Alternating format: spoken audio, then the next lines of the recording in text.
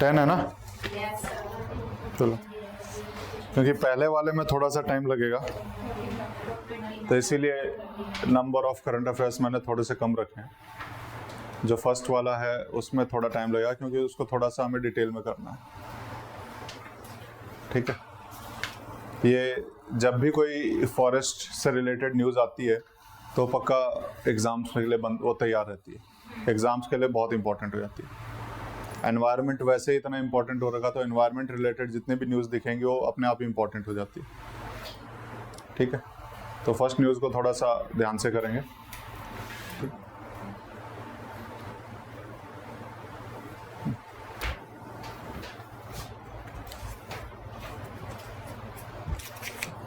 पुराने रिवाइज किए हैं?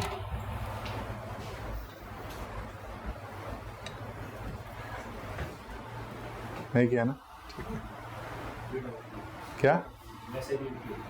ठीक, नहीं वो मुझे भी करवाना है तो अभी कहीं और एंगेज हो रखा हूँ मैं थोड़ा सा ज़्यादा, तो इसलिए करवा नहीं पा रहा हूँ। अदरवाइज मंथली हम करेंगे, पहले जनवरी के एक साथ रिवाइज करेंगे, फिर नेक्स्ट में फेब के एक साथ करेंगे। ठीक है, तो पहली न्यूज़ शुरू करें। पहली क्या है? Definition of forest and protecting areas. Basically issue क्या है इसमें? फॉरेस्ट की डेफिनेशन को ना अभी रिसेंटली अमेंड हुआ था फॉरेस्ट कंजर्वेशन एक्ट, उसमें फॉरेस्ट की डेफिनेशन वो नहीं ली गई जो सुप्रीम कोर्ट ने 1996 के जजमेंट में बोली थी। सुप्रीम कोर्ट का एक जजमेंट आया था 1996 में, गोदावर्मन केस बोलते हैं बेसिकली उसको। उसमें फॉरेस्ट की डेफिनेशन जो दी गई थी, अभी जो नया जो लॉ आया उसमें उस डेफिनेशन को कंसीडर नहीं किया गया। उसने फिर से फॉरेस्ट को कम लिया, कुछ फॉरेस्ट एक्स्ट्रा बताए थे। वो फॉरेस्ट एक्स्ट्रा कौन से थे उसके बारे में बात करेंगे। इससे पहले हमें फॉरेस्ट की थोड़ी सी जानकारी होनी चाहिए, हमारा फॉरेस्ट कंजर्वेशन एक्ट कहाँ से शुरू हो रहा है। ठीक है, तो हमें शुरुआत से पता होना चाहिए। फॉरेस्ट को जब हम डिफाइन करते हैं तो दो तरीके से डिफाइन किया जाता है। पहला ज्योग्राफिकल तरीके से, दूसरा लीगल तरीके से। लीगल एस्पेक्ट क्या होता है? जब गवर्नमेंट किसी को आइडेंटिफाई करती है कि इसको हम फॉरेस्ट मानेंगे, दैट इज लीगल एस्पेक्ट। जब गवर्नमेंट आइडेंटिफाई करेगी तो वो लीगल एस्पेक्ट है। और फॉरेस्ट अगर हम ज्योग्राफिकल एस्पेक्ट में देखें, जहां पर भी ट्री दिखाई दे, ट्री पैचेस दिखाई दे, उसको हम फॉरेस्ट बोलते हैं। जो फॉरेस्ट जैसे लगते हैं लेकिन रिकॉर्ड में नहीं है, ठीक है, उसको जनरली हम डीम्ड फॉरेस्ट भी बोलते हैं। तो फॉरेस्ट की कुछ हमें डेफिनेशंस पता होनी चाहिए। ठीक है, सबसे पहले तो फॉरेस्ट लैंड क्या होता है? इसके अंदर आपको फॉरेस्ट लैंड दिखाई दे रहा होगा यहाँ पर। फॉरेस्ट लैंड क्या होता है? इसमें लिखना पड़ेगा आपको, कुछ बहुत सारी चीजें हैं जो मैं लिख के लाया हूं जो आपको लिखनी है इसके अलावा। ठीक है, फॉरेस्ट लैंड होता क्या है? Forest land is basically the legal definition of forest, यानी वो फॉरेस्ट जो कि आइडेंटिफाई किया गया है बाय द गवर्नमेंट, जिसको रिकॉर्ड के अंदर मेंटेन किया जाता है कि this is a part of forest, this is a part of forest. ठीक है, और उसके लिए जनरली अगर हम देखें तो इंडियन फॉरेस्ट एक्ट है 1927 का, इंडियन फॉरेस्ट एक्ट ऑफ 1927, इसके अंदर हम उसको रिकॉर्ड करते हैं, इसके अंदर उसे रिकॉर्ड किया जाता है। तो 1927 के फॉरेस्ट अमेंडमेंट में जो बेसिकली फॉरेस्ट एक्ट जो था, उसके अंदर जिसको हमने बोला हुआ कि ये फॉरेस्ट है तो उनको हम फॉरेस्ट बोलते हैं, तो फॉरेस्ट लैंड वो है। उसके अलावा भी बहुत सारे फॉरेस्ट होते हैं जो उसके आउटसाइड लाई करते हैं।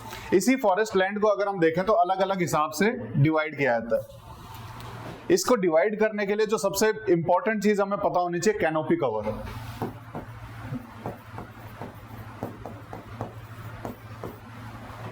एक ट्री का जो कैनोपी कवर होता है, ऊपर से देखने में हमें जमीन कितनी दिखाई दे रही है उस ट्री के नीचे की, यानी ट्री ने कितने लैंड को कवर किया हुआ, दैट इज कैनोपी कवर। ठीक है, उस कैनोपी कवर के हिसाब से हम डिफाइन करते हैं डेंस फॉरेस्ट है या मॉडरेटली डेंस फॉरेस्ट है या ओपन फॉरेस्ट है या क्या है, उस हिसाब से हम इसको काउंट करते हैं। तो इसमें आपको 3 कैटेगरी लिखनी पड़ेंगी। सबसे पहले वेरी डेंस फॉरेस्ट, जहां पर canopy cover is more than 70%, उसको हम क्या बोलेंगे? Very dense forest.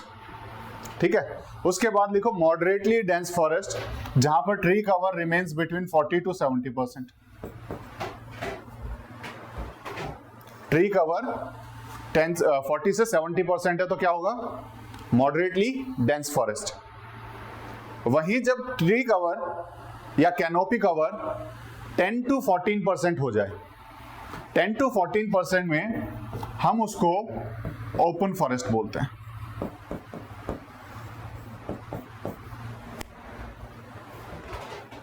Ten to 14% में क्या बोलेंगे, ओपन फॉरेस्ट बोलेंगे। और बिलो 10% क्या होता है, बिलो 10% को हम फॉरेस्ट में काउंट नहीं करते हैं। बिलो 10% को हम फॉरेस्ट में काउंट नहीं करते हैं। तो फॉरेस्ट की जो डेफिनेशन है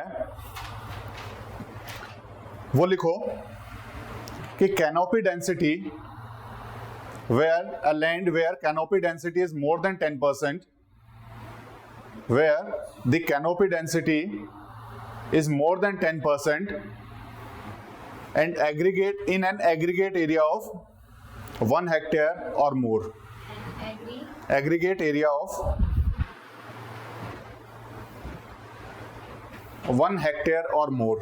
यानी दो कंडीशन है, पहली लैंड का साइज 1 हेक्टेयर से ज्यादा होना चाहिए, दूसरा वहां पे कैनोपी कवर हेक्टेयर्स, और दूसरी कंडीशन है कि ट्री कवर या कैनोपी कवर 10% से ज्यादा होना चाहिए, तो हम उसको फॉरेस्ट बोलेंगे, नहीं तो नहीं बोलेंगे। ये दो कंडीशन है, ठीक है। फॉरेस्ट कवर क्या क्या हो गए, पहला लैंड एरिया 1 हेक्टेयर से ज्यादा हो, दूसरा कैनोपी कवर 10% से ज्यादा हो। ये दोनों जहां मैच करेंगी उसको गवर्नमेंट फॉरेस्ट के रूप में आइडेंटिफाई करती है, और उसी के लिए रिपोर्ट आती है हर साल, Indian forest survey report.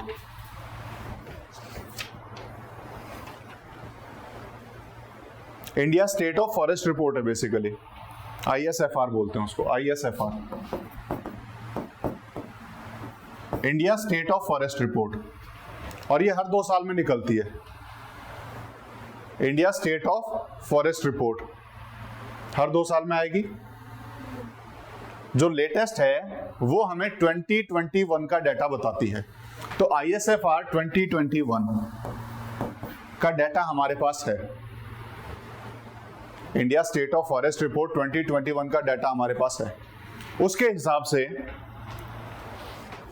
Total land cover या टोटल फॉरेस्ट कवर इंडिया में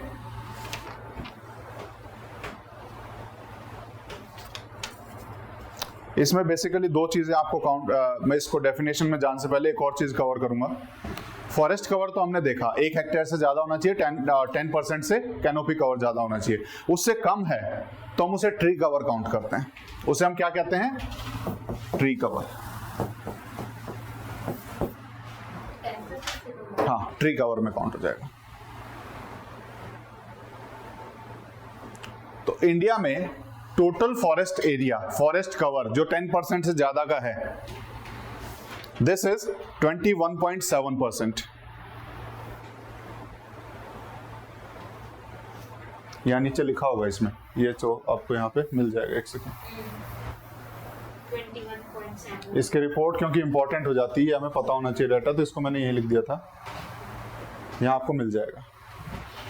as per India state of forest report जो टोटल हमारा फॉरेस्ट कवर वो कितना है, 21.7%, और ट्री कवर कितना है 2.9। तो टोटल अगर फॉरेस्ट कवर मांगा जाए कभी भी, तो वो दोनों को मिला करके दिया जाता है, दोनों को मिला करके हमारा जो डाटा है दैट इज 24.62%। और इंडिया की जो फॉरेस्ट पॉलिसी है, इंडिया फॉरेस्ट पॉलिसी, उसका टारगेट है कि इंडिया में फॉरेस्ट कवर हमें 33% अचीव करना है।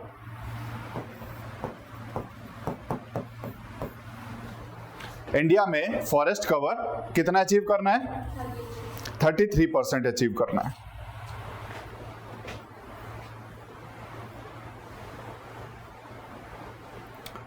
अगर हम वर्ल्ड में बात करें तो सबसे ज्यादा फॉरेस्ट कवर कहां पर है,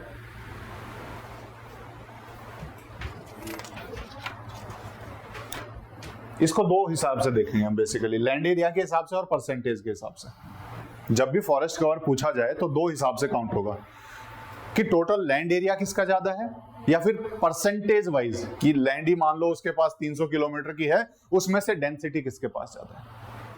ठीक है, अगर हम वैसे देखें तो सबसे ज्यादा आपको यहाँ पे मैप दिया होगा एक, सबसे ज्यादा आपको रशिया में दिखाई देगा। टोटल फॉरेस्ट एरिया अगर हम देखें तो रशिया में आपको दिखाई देगा 815 हेक्टेयर्स, मिलियन हेक्टेयर्स। उसके बाद सेकंड नंबर पे ब्राजील आता है, सेकंड नंबर पे ब्राजील आएगा। ठीक है, जो रशिया में जो फॉरेस्ट है that is mainly boreal forest. Boreal forest क्या होता है? इसका दूसरा नाम है टैइगा फॉरेस्ट, TAIGA। इसका दूसरा नाम होता है टैइगा फॉरेस्ट। और ये जनरली जो अगर हम कहें हाई अल्टीट्यूड पे या फिर जहां थोड़े ठंडे इलाके होते हैं वहां पाया जाता है। High altitude and high latitudes, high altitude और हाई लैटिट्यूड्स पे हमें बोरियल फॉरेस्ट मिलते हैं। टैइगा फॉरेस्ट भी जिसको बोला जाता है। ठीक है, और वैसे देखें तो ज्यादा बोरियल फॉरेस्ट है या दूसरा है तो हमें पता लगेगा सबसे ज्यादा ट्रॉपिकल फॉरेस्ट है हमारे वर्ल्ड में।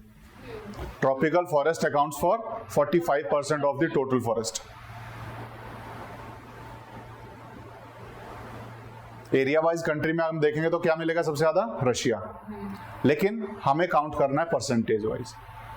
परसेंटेज वाइज अगर हम देखें तो टोटल वर्ल्ड में सबसे ज्यादा जो फॉरेस्ट है that is in the Brazil.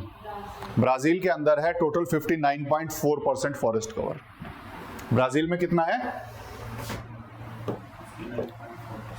59.4%, सबसे ज्यादा। इसके बाद सेकंड नंबर पे आता है यूएसए, 33.9%।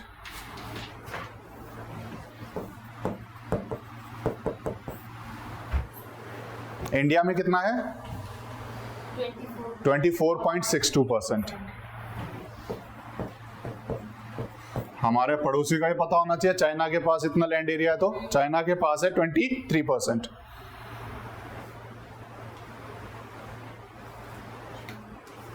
ठीक है, और अगर हम देखें तो पूरे वर्ल्ड का क्या, कनाडा का नहीं है मेरे पास डेटा। कनाडा का तो यहाँ पे दिया हुआ वैसे 347 है, परसेंटेज वाइज मेरे पास नहीं है। ठीक है, ये जो मेन कंट्री है वो हमें जिनका पता होना चाहिए, जहाँ से हम कंपेयर करते हैं खुद को बेसिकली। ठीक है, मेनली तो ब्राजील है जो हमें अमेजन रेन फॉरेस्ट है जहाँ पर, जिसका हमें आइडिया होना चाहिए। ठीक है, और ब्राजील के जो फॉरेस्ट हैं जिन्हें लंग्स बोला जाता है, लंग्स ऑफ द अर्थ। ठीक है ना, अमेजन रेन फॉरेस्ट को लंग्स ऑफ द अर्थ बोला जाता है। इतने डेंस फॉरेस्ट हैं कि इवन ह्यूमंस भी वहां तक नहीं जा पाते, इतना अंदर उसमें। ठीक है, लंग्स ऑफ द अर्थ बोला जाता है। इन्हीं 5 कंट्री में अगर हम देखें तो पूरे वर्ल्ड का 54% फॉरेस्ट पाया जाता है। Russia, Brazil, USA, China, Canada. ठीक है, इन्हीं 5 कंट्रीज में कुल मिलाकर के 50% से ज्यादा, 54% के आसपास हमारा फॉरेस्ट कवर हो जाता है। ठीक है,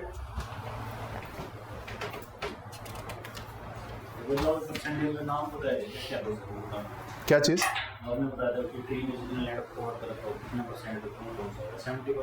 70% से ज्यादा वेरी डेंस फॉरेस्ट हो जाता है, very dense forest.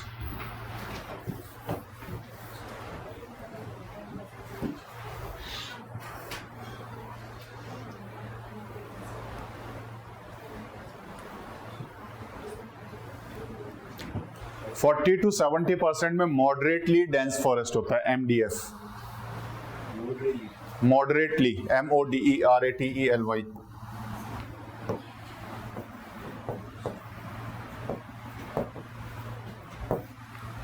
Moderately dense forest, और बिलो 10% इज ट्री कवर। ठीक है ना, या 10 to 40 में अगर हम देखें दैट इज ओपन फॉरेस्ट। ठीक है, क्लियर है? अब वो फॉरेस्ट जो दिखने में तो फॉरेस्ट लग रहा है, लेकिन इंडियन गवर्नमेंट ने अपने रिकॉर्ड्स में उसको फॉरेस्ट नहीं माना हुआ है। जैसे खेतों के चारों तरफ हम पेड़ लगा देते हैं, कई बार खेतों में भी पेड़ लगा देते हैं कि उनसे टिम्बर हमें मिलेगा या किसी और पर्पस के लिए। ठीक है, रोड साइड हम फॉरेस्ट्री करते हैं, रोड साइड आपको पेड़ दिखाई दे जाते हैं, वो दिखने में फॉरेस्ट का पार्ट लग रहे हैं, लेकिन वो रिकॉर्ड में है कि नहीं हमें नहीं पता। तो वो फॉरेस्ट जो इंडियन रिकॉर्ड में नहीं है लेकिन हमें फॉरेस्ट जैसे लग रहे हैं, उनको बोलेंगे हम डीम्ड फॉरेस्ट, उनको बोलेंगे हम deemed forest, DEEMED, deemed forest.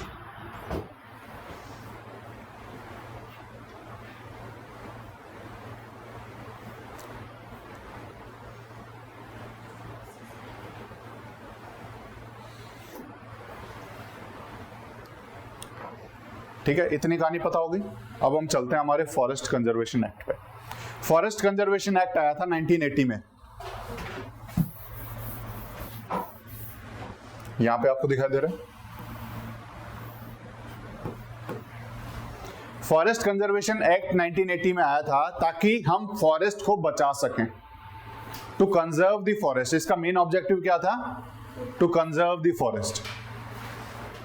ठीक है, forest conservation act of 1980 was bring to conserve the forest. इस फॉरेस्ट में जो रिकॉर्ड में लिया गया था वो सिर्फ उन फॉरेस्ट को लिया गया था जो कि इंडिया फॉरेस्ट एक्ट 1927 के अंदर थे। इसके अंदर जो मेन बातें थी वो लिख लो।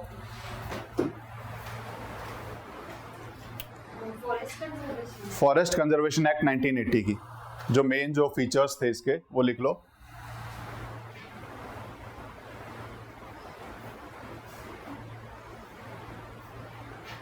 इसके तहत we required a prior approval, लिखो prior approval for any kind of diversion, prior approval for any kind of diversion from forest to non-forest use is required from central government। अगर किसी भी फॉरेस्ट एरिया को आपको non forest use के लिए transfer करना है तो उसके लिए परमिशन सेंट्रल गवर्नमेंट देगी। ठीक है, ताकि हम फॉरेस्ट को कंजर्व कर सकें। Second, it restricted the use of forest, it restricted the use of forest for non forest purposes, for non forest purposes like mining, infrastructure development, etc. Mining, infrastructure development, etc.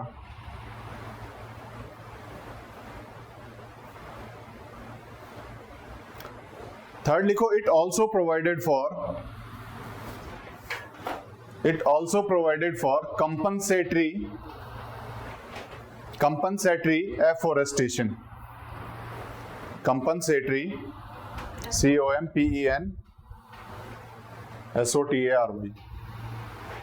Compensatory afforestation. इसका मतलब क्या है कि अगर by chance किसी को हम land transfer भी करते हैं, किसी को उस फॉरेस्ट लैंड को यूज भी करना है, तो उस फॉरेस्ट के बदले में उसको कहीं पे उतना ही फॉरेस्ट और उगाना पड़ेगा या फिर उसके बदले में कुछ फाइनेंस ट्रांसफर करना पड़ेगा ताकि वो कोई और उगाए। तो कंपनसेटरी एफोरेस्टेशन हो गया। ठीक है, इसके बाद लास्ट पॉइंट इसमें लिखो, it also provided for penalties, it also provided for penalties in case of violations and made the violation a criminal offense, made the violation the criminal offense, जो violation जो होगा उसको criminal offense इन्होंने declare कर दिया।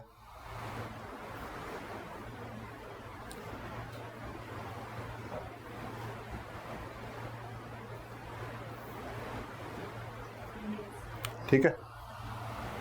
अब हो क्या रहा है इससे कि अगर सरकार को किसी भी एरिया को प्राइवेट को ट्रांसफर करना है, डेवलप करना है, सरकार उसे फॉरेस्ट एरिया डिक्लेयर ही नहीं करेगी। डीम्ड फॉरेस्ट तो आउट ऑफ परव्यू रह गए इसके। उनको कैसे भी यूज किया जा सकता है, उनको हम कैसे भी ट्रांसफर कर सकते हैं। तो जब ये बात सुप्रीम कोर्ट पहुंची तो सुप्रीम कोर्ट ने गोदावर्मन केस में, इसमें लिखा होगा,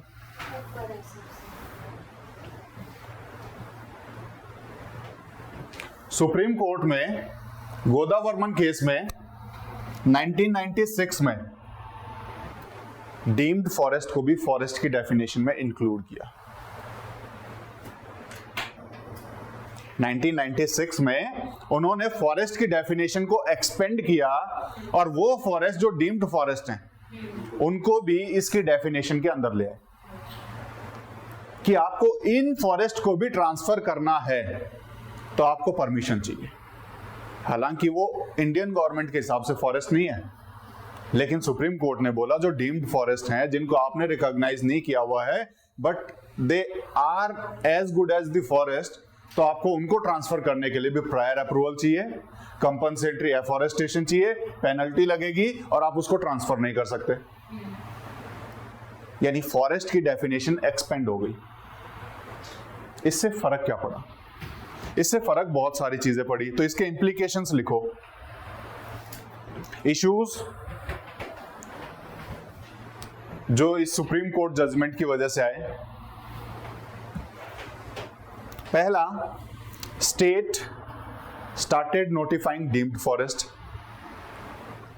कि स्टेट ने डीम्ड फॉरेस्ट को भी नोटिफाई करना शुरू कर दिया। स्टार्टेड नोटिफाइंग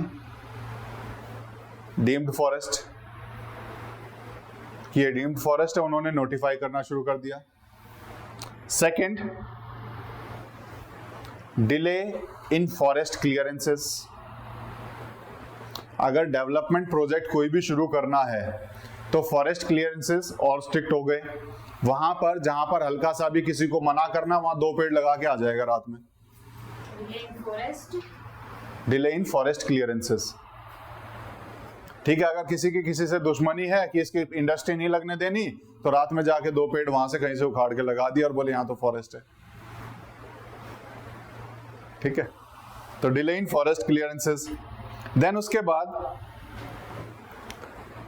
जो प्राइवेट प्लांटर्स थे, जो अपने खेत के आसपास जो पेड़ लगा रहे थे या फिर पार्क में लगा दिए या रोड साइड लगा दिए, अब उनके अंदर भी वो चिलिंग इफेक्ट आया। वो डर पैदा हो गया कि अगर हमने यहां पर पेड़ लगाए तो भारत सरकार इसको फॉरेस्ट डिक्लेयर करेगी और बाद में हम अपनी ही जमीन को अपने हिसाब से यूज नहीं कर पाएंगे।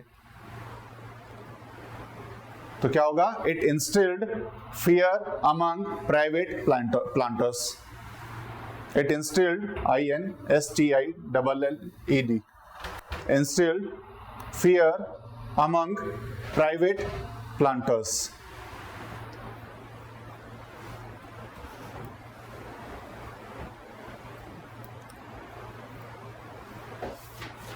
नेक्स्ट पॉइंट लिखो। It had implications on infrastructural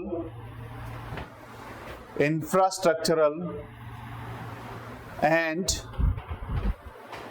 development projects in border and remote areas. Development projects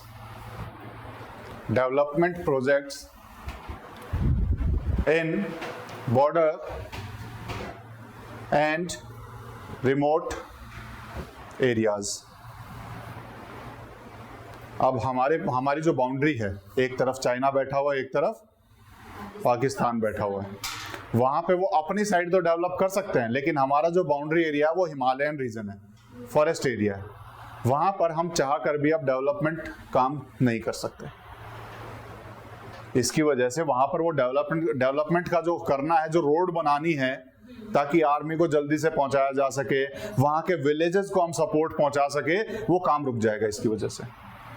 तो इसका ये भी इंप्लीकेशन था। लास्ट पॉइंट लिखो, it also affected the afforestation, it also affected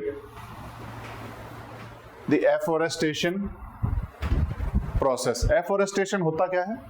मतलब पेड़ों को ज्यादा से ज्यादा लगाना, पेड़ों को लगाना इज एफोरेस्टेशन। डिफोरेस्टेशन का उल्टा होता है, ठीक है।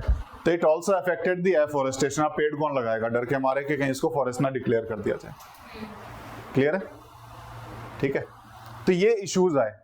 इन इश्यूज को देखते हुए 2023 में सरकार ने फॉरेस्ट कंजर्वेशन एक्ट में अमेंड कर दिया और 2023 में वो नया एक्ट लेके आए जिसका नाम था वन संरक्षण एवं संवर्धन अधिनियम। अब इसको इंग्लिश में ना लिख करके इन्होंने हिंदी में लिख दिया, वन संरक्षण एवं संवर्धन अधिनियम 2023।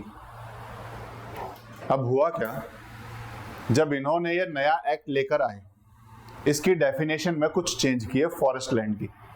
यहां पर इन्होंने बोला कि हम उन फॉरेस्ट को फॉरेस्ट मानेंगे जो कि इंडियन फॉरेस्ट एक्ट ऑफ 1927 में रिकॉर्डेड हैं, या वो फॉरेस्ट जो हमने 1980 के बाद डिक्लेयर किए हैं,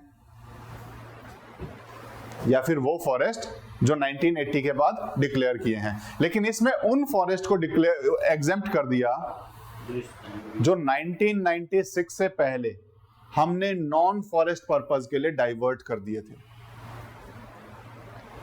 1996 से पहले हमने नॉन फॉरेस्ट के लिए जितने फॉरेस्ट को डाइवर्ट कर दिए उसको एग्जेम्प्ट कर दिया फॉरेस्ट से, और डीम्ड फॉरेस्ट जो गोदावर्मन केस में बोला गया था उसको भी इंक्लूड नहीं किया। और जब ये बात सुप्रीम कोर्ट पहुंची तो अभी रिसेंटली सुप्रीम कोर्ट ने पार्लियामेंट को या गवर्नमेंट को ये बोला है कि फॉरेस्ट की डेफिनेशन वही मानी जाएगी जो हमने गोदावर्मन केस में बोला था, and this is the news. Recently, Supreme Court has instructed government to maintain the broad interpretation of forest as per 1996 Godavarman case until a final decision is reached on a petition challenging the amended Forest Conservation Act of 2023. ठीक है, तो ये सारा जो खेल चल रहा है ये फॉरेस्ट की डेफिनेशन को लेकर चल रहा है। क्या गोदावर्मन केस में वो फॉरेस्ट का ही है, फॉरेस्ट की डेफिनेशन किसको माने किसको नहीं माने।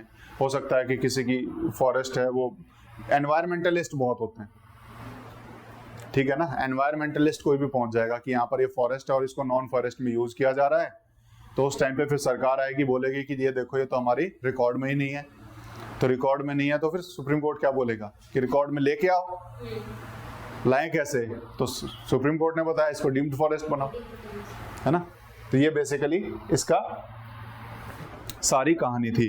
अब इंपॉर्टेंस क्या है फॉरेस्ट की, फॉरेस्ट को हमें ऐसा करना क्यों है, उसके बाद इस पे भी आऊंगा, फॉरेस्ट कंजर्वेशन एक्ट 2023 पे भी। फॉरेस्ट की इंपॉर्टेंस क्या है हमारे लिए, बताओ। Wild life, biodiversity, it is important for biodiversity और सॉइल इरोजन और मेडिसिनल पर्पस हो गए, और वुड भी मिलता है, और ऑक्सीजन भी मिल रही है, और एक एक पॉइंट ऐसे नहीं बताना, उसको कंपाइल करके बताना है। जैसे वुड हो गया, फ्यूल हो गया, ये सब आएंगे लाइवलीहुड में। Forest are source of livelihood, ठीक है। वो बायोडाइवर्सिटी में आ जाएगा कि ये बायोडाइवर्सिटी को मेंटेन रखने में मदद करते हैं। नेक्स्ट, क्लाइमेट चेंज से बचाते हैं, कार्बन सिंक का काम करते हैं, है ना। कार्बन सिक्वेस्ट्रेशन क्या होती है? कार्बन सिक्वेस्ट्रेशन होता है कार्बन का डिपोजिशन बेसिकली। तो कार्बन सिंक का काम करते हैं, कार्बन को डिपॉजिट करके रखते हैं, क्लाइमेट में जाने नहीं देते, जिसकी वजह से ग्लोबल वार्मिंग पे इफेक्ट नहीं पड़ता है, ठीक है। तो ये कुछ इंपॉर्टेंट है इसके जो हमें पता होने चाहिए। अब हम फॉरेस्ट कंजर्वेशन एक्ट ऑफ 2023 जिसे हम वन संरक्षण एवं संवर्धन अधिनियम कहते हैं, इसके कुछ प्रोविजंस और लिखेंगे। हालांकि इसमें लिखे हुए हैं, इसमें कुछ एग्जेम्पशंस दिए गए। ठीक है, पहला तो वही कि ये उनके ऊपर एप्लीकेबल नहीं होगा जो 1996 से पहले लैंड डाइवर्ट कर दिए। पहला एग्जेम्पशन तो यही है कि वो लैंड जिसको डाइवर्ट कर दिया गया है बिफोर 12 दिसंबर ऑफ 1996, हम उसको फॉरेस्ट काउंट नहीं करेंगे, तो इसके ऊपर एप्लीकेबल नहीं होगा। उसके बाद कुछ एरियाज डिफाइन किए, उस एरियाज में भी ये फॉरेस्ट कंजर्वेशन एक्ट लागू नहीं होगा, यानी वहां पर भी उस लैंड को डाइवर्ट किया जा सकता है for the infrastructural and development purposes and any other purpose. वो लैंड एरियाज या वो एरियाज कौन कौन से हैं, तो वो इन्होंने बताया। सबसे पहले land along side the roads and railways, roads और रेलवेज के साइड में जो रोड चल रहा है वहां पर हम पब्लिक ट्रांसपोर्ट पर्पसेस के लिए अगर रोड को एक्सपेंड करना है तो कैसे करेंगे? अगर हमने उसको फॉरेस्ट की डेफिनेशन में काउंट कर लिया तो कैसे करेंगे? नहीं कर पाएंगे। तो पब्लिक ट्रांसपोर्ट पर्पस या पब्लिक पर्पसेस के लिए हम इसको काउंट नहीं करेंगे फॉरेस्ट में, ये एग्जेम्प्ट रहेगा इसके अंदर, और इसके आसपास 0.10 हेक्टेयर्स तक ये लिमिट है। फिर उसके बाद इन्होंने नेक्स्ट बताया कि सिक्योरिटी रिलेटेड इंफ्रास्ट्रक्चर जहां पर भी क्रिएट करने हो, कहां पर? जो left wing extremism affected areas हैं, जहां माओइस्ट मिलते हैं। लेफ्ट विंग एक्सट्रीमिज्म अपने मतलब एक लिमिट पे पहुंचा हुआ है, या जहां पर भी लेफ्ट विंग एक्सट्रीमिज्म एग्जिस्ट कर रहा है वहां पर हम इसको अप्लाई नहीं करेंगे। वहां पर क्यों लेफ्ट विंग एक्सट्रीमिज्म है, उसके पीछे सबसे बड़ा रीजन है कि वो एरियाज डेवलपमेंट डेफिसिट है, वहां डेवलपमेंट नहीं पहुंच पाता, तो वो लोग उस डेवलपमेंट की डिमांड करते हैं, इस वजह से हथियार उठा लेते हैं। तो उनकी उस डिमांड को पूरा करने के लिए दोबारा से ऐसे एरियाज और ज्यादा ना बढ़ जाएं, लेफ्ट विंग एक्सट्रीमिज्म और ज्यादा ना बढ़ जाए, तो ऐसे एरियाज में अप टू 5 हेक्टेयर्स हम डेवलपमेंट करने के लिए उसको फॉरेस्ट में काउंट नहीं करेंगे। और उसके साथ साथ जो बॉर्डर एरियाज हैं, चाहे वो LAC है चाहे वो LOC है, लाइन ऑफ एक्चुअल कंट्रोल और लाइन ऑफ कंट्रोल कोई भी है, उसके अराउंड अप्रोक्सीमेटली 100 किलोमीटर्स तक हम डेवलप करेंगे, उसको फॉरेस्ट में काउंट नहीं करेंगे। इसके अंदर वाइब्रेंट विलेज प्रोग्राम भी आप लिख सकते हो।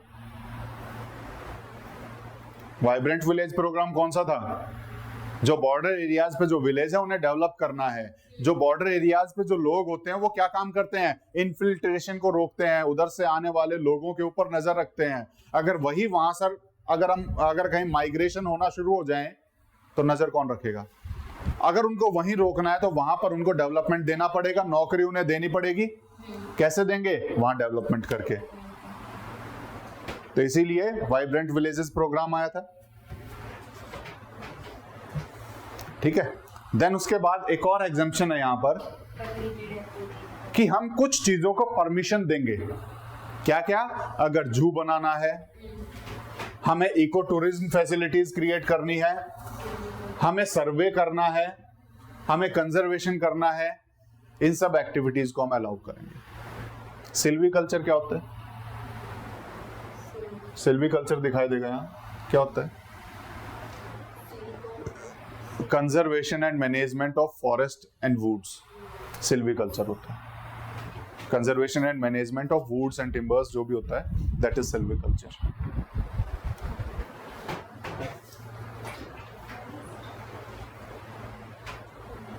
ठीक है, तो लेफ्ट विंग अफेक्टेड एरियाज में पब्लिक यूटिलिटी प्रोजेक्ट के लिए, यहां पर इन एरियाज में सिक्योरिटी के लिए, और ऊपर वाले जो रोड के अलोंग साइड है वहां पर ट्रांसपोर्टेशन पर्पस के लिए हम अलाउ करेंगे। इनको फॉरेस्ट में काउंट नहीं करेंगे, इनको एग्जेम्प्ट किया गया है for they can be transferred for non forest use.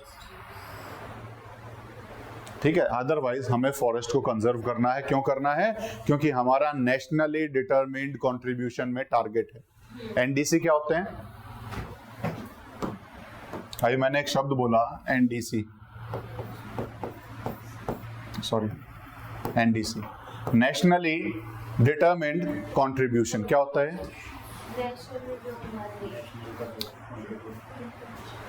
हमने क्लाइमेट को बचाने के लिए इंटरनेशनली एक एग्रीमेंट किया हुआ है, एक इंटरनेशनली बॉडी बनी हुई है UNFCCC, United Nations framework convention on climate change.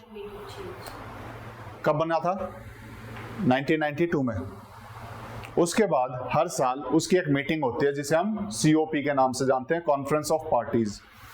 उसकी COP21 COP21 मीटिंग हुई थी पेरिस में। तो पेरिस में मिलके लोगों ने डिसाइड किया और जो डिसीजन था उसे हम पेरिस एग्रीमेंट के नाम से जानते हैं। उस पेरिस एग्रीमेंट में हमने कुछ टारगेट डिसाइड किए अपने लिए कि हमें ये अचीव करना है ताकि हम क्लाइमेट चेंज को होने से रोक पाएं। जो टारगेट यहां पर डिसाइड किए गए थे वो अचीव नहीं हुए, तो उसके बाद उस टारगेट्स को चेंज किया गया नेशनली डिटरमिन्ड कंट्रीब्यूशन में, कि पहले तो सेंट्रली डिसाइड थे, इंटरनेशनली हमने डिसाइड किया कि इतना हमें अचीव करना है, लेकिन वो पॉसिबल नहीं है। अब इसको डिसेंट्रलाइज किया गया कि हर एक नेशन अपने टारगेट खुद डिसाइड करे, और जो हर एक नेशन खुद डिसाइड करेगा उसे बोला गया नेशनली डिटरमिन्ड कंट्रीब्यूशन। उस नेशनली डिटरमिन्ड कंट्रीब्यूशन में हमारे कुछ टारगेट्स हैं कि हमें कितने लैंड को बचाना है, कितने लैंड को कन्वर्ट करना है, कितने लैंड को कंजर्व करना है। अभी थोड़ी देर में हम पढ़ेंगे उसके बारे में, ठीक है। तो वो हमें अचीव करना है, तो उसके लिए भी हमारे लिए फॉरेस्ट जरूरी है, ताकि हम उतना कार्बन सिंक बना पाएं, उतना ही फॉरेस्टेशन कर पाएं। ठीक है, क्लियर है? इस न्यूज में और कोई डाउट हो एक बार पढ़ लो खुद। फिर उसके बाद ये इंपॉर्टेंट आ जाता है IFSR के लिए, जो एग्जाम्स में पूछ लेते हैं जनरली। हालांकि 2021 में आया था तो उस टाइम पे बहुत बार पूछा हर एक एग्जाम में। क्या क्या पूछा कि सबसे ज्यादा फॉरेस्ट कवर कहाँ है इंडिया में, तो सबसे ज्यादा कहां पर है? MP में। उसके बाद अरुणाचल प्रदेश, फिर छत्तीसगढ़, उड़ीसा और महाराष्ट्र। परसेंटेज वाइज अगर पूछा जाए कि सबसे ज्यादा highest percentage of forest cover कहां पर है, तो सबसे ज्यादा आपका मिलेगा मिजोरम में, फिर अरुणाचल प्रदेश, मेघालय, मणिपुर और Nagaland, eastern north eastern state है। परसेंटेज वाइज ये। जब ये रिपोर्ट आई थी तो इसने बताया कि कुछ स्टेट ऐसे हैं जहां पर फॉरेस्ट कवर बढ़ा है और कुछ स्टेट ऐसे हैं जहां फॉरेस्ट कवर घटा है। तो positive change and negative changes. Positive change कहाँ आए हैं? आंध्र प्रदेश, तेलंगाना, उड़ीसा, कर्नाटक, झारखंड। और नेगेटिव चेंजेस आए हैं अरुणाचल प्रदेश, मणिपुर, नागालैंड, मिजोरम, मेघालय। ठीक है,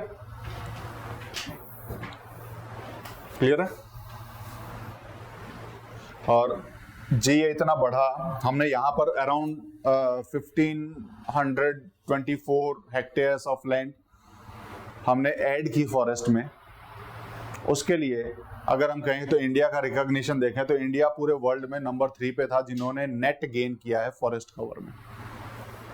ठीक है, India was ranked 3rd in average net gain of forest area between 2010 to 2020। ठीक है, क्लियर है? और कुछ बचा इसमें? नहीं। दो चीजें और लिखो। पहली कि फॉरेस्ट कवर, जो फॉरेस्ट कंजर्वेशन एक्ट आया है 2023 का, उसके फायदे क्या हैं? जो फॉरेस्ट कंजर्वेशन एक्ट ऑफ 2023 आया तो उसके फायदे क्या हैं और कंसर्न क्या हैं? पहला, it will lead to increase in forest cover, कि लोगों में जो डर आया था सुप्रीम कोर्ट के जजमेंट के बाद वो खत्म होगा, जिसकी वजह से लोग फॉरेस्ट डेवलप करेंगे।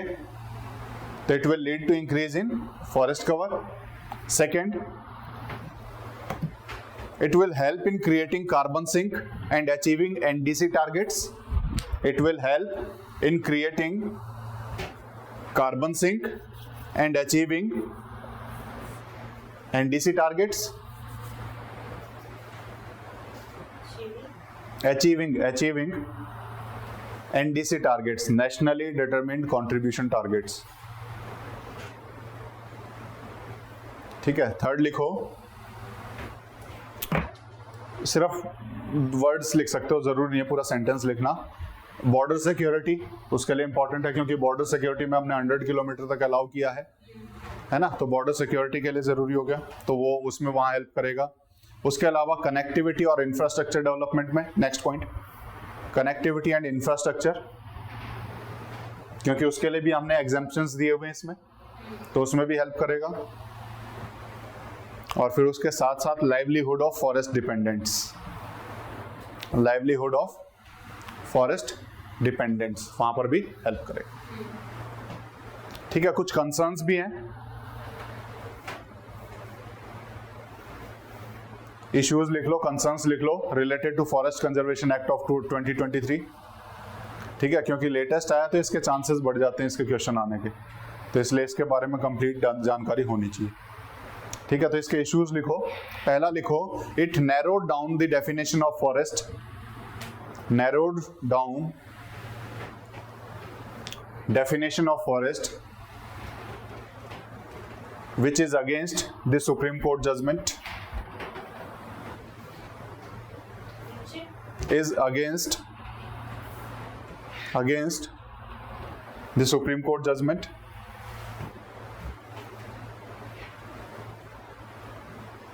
Removal of prior approval condition for certain forest lands, कुछ के लिए हमने रिमूव कर दिया ना, एग्जेम्पशंस दे दिए। Forest lands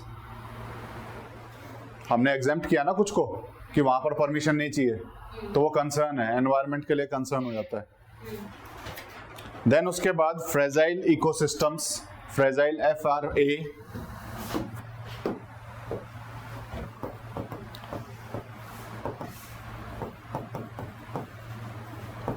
fragile ecosystems like Himalaya,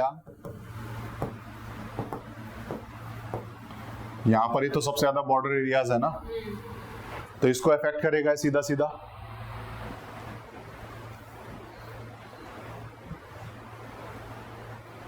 then उसके बाद construction of zoos and eco tourism, construction of zoo and eco tourism, ये भी एग्जेम्प्टेड है। तो ये इशू कैसे है, ये मुझे कोई समझाओ। जब मैंने इसको इशू में लिखवाया है तो कोई पर्पस होगा, तो इसका इशू का क्या मतलब है, ये इशू कैसे है? जू बनाना तो अच्छी बात है, इको टूरिज्म तो अच्छी बात है, तो ये कंसर्न कैसे? टूरिज्म बढ़ेगा, लोगों के फुटप्रिंट्स बढ़ेंगे, फुटप्रिंट बढ़ेंगे तो उस एरिया में पॉल्यूशन बढ़ेगा और एनवायरमेंटल डिग्रेडेशन होगा। ठीक है,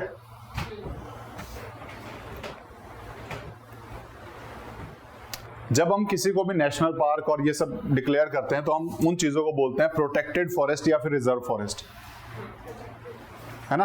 प्रोटेक्टेड फॉरेस्ट कौन से होते हैं?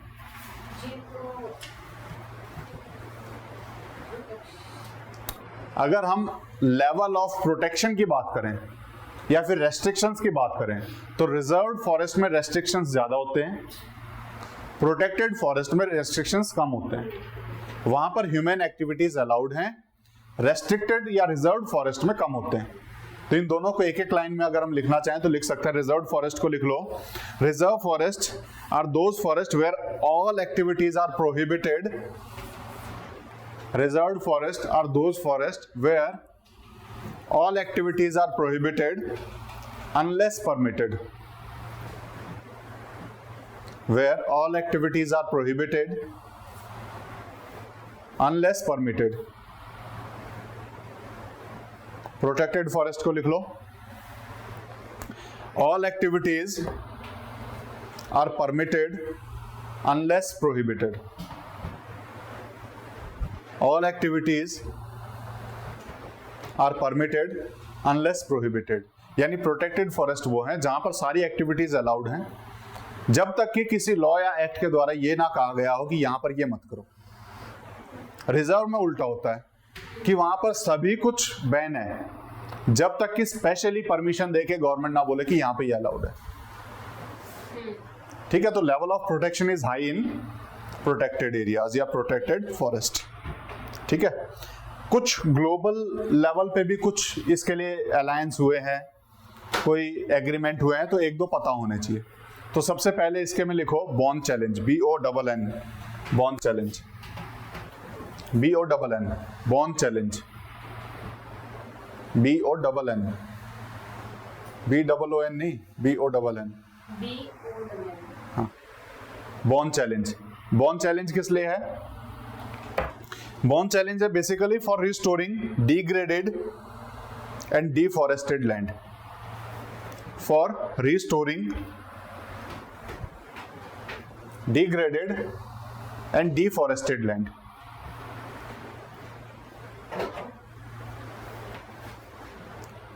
और एक और डिक्लेरेशन है Belem declaration, BALEM, Belem declaration, LEM। ये जो अमेजन रेन फॉरेस्ट है ना, इसके आसपास की कंट्रीज हैं, टोटल 8 कंट्री, उन्होंने मिल करके डिक्लेरेशन किया हुआ है अमेजन रेन फॉरेस्ट को प्रोटेक्ट करने के लिए। तो 8 Amazon countries, by 8 Amazon countries, बस इतना भी लिख लोगे समझ जाओगे, बाय 8 अमेजन कंट्रीज। क्लियर है? तो ये ग्लोबल इनिशिएटिव्स हैं जो हमें पता होना चाहिए फॉरेस्ट से रिलेटेड। रिसेंटली अभी एक डाटा निकाला था ministry of environment, forest and climate change ने, जिसने बताया था कि लास्ट 15 इयर्स में more than 3 lakh hectares of land have been diverted from forest to non forest use. इसीलिए इंपॉर्टेंट हो जाता है फॉरेस्ट कंजर्वेशन एक्ट। ठीक है, ministry of environment, forest and climate change, MOEFC लिख सकते हो, MOEFC। क्या बोला है कि more than 3 lakh hectares of forest land, more than 3 lakh hectares of forest land have been diverted in last 15 years. तो जब भी इंट्रोडक्शन देना तो कोई एक डाटा आपके पास होना चाहिए। डाइवर्टेड, तो इंट्रोडक्शन में कोई एक डाटा आपके पास होना चाहिए। Ministry of environment, forest and climate change, MOEFC, ministry of environment, forest and climate change. ठीक है, तो ये फॉरेस्ट कंजर्वेशन का, फॉरेस्ट डेफिनेशन से रिलेटेड जो टॉपिक है वो ऑलमोस्ट खत्म हो गया, या फिर फॉरेस्ट कंजर्वेशन एक्ट जो अमेंड हो गया है 2023 में, ये भी टॉपिक कंप्लीटली यहाँ पर खत्म हो जाता है। इसके बाहर मुश्किल है कुछ आना। ठीक है, क्लियर है? तो नेक्स्ट न्यूज़ की तरफ चलें।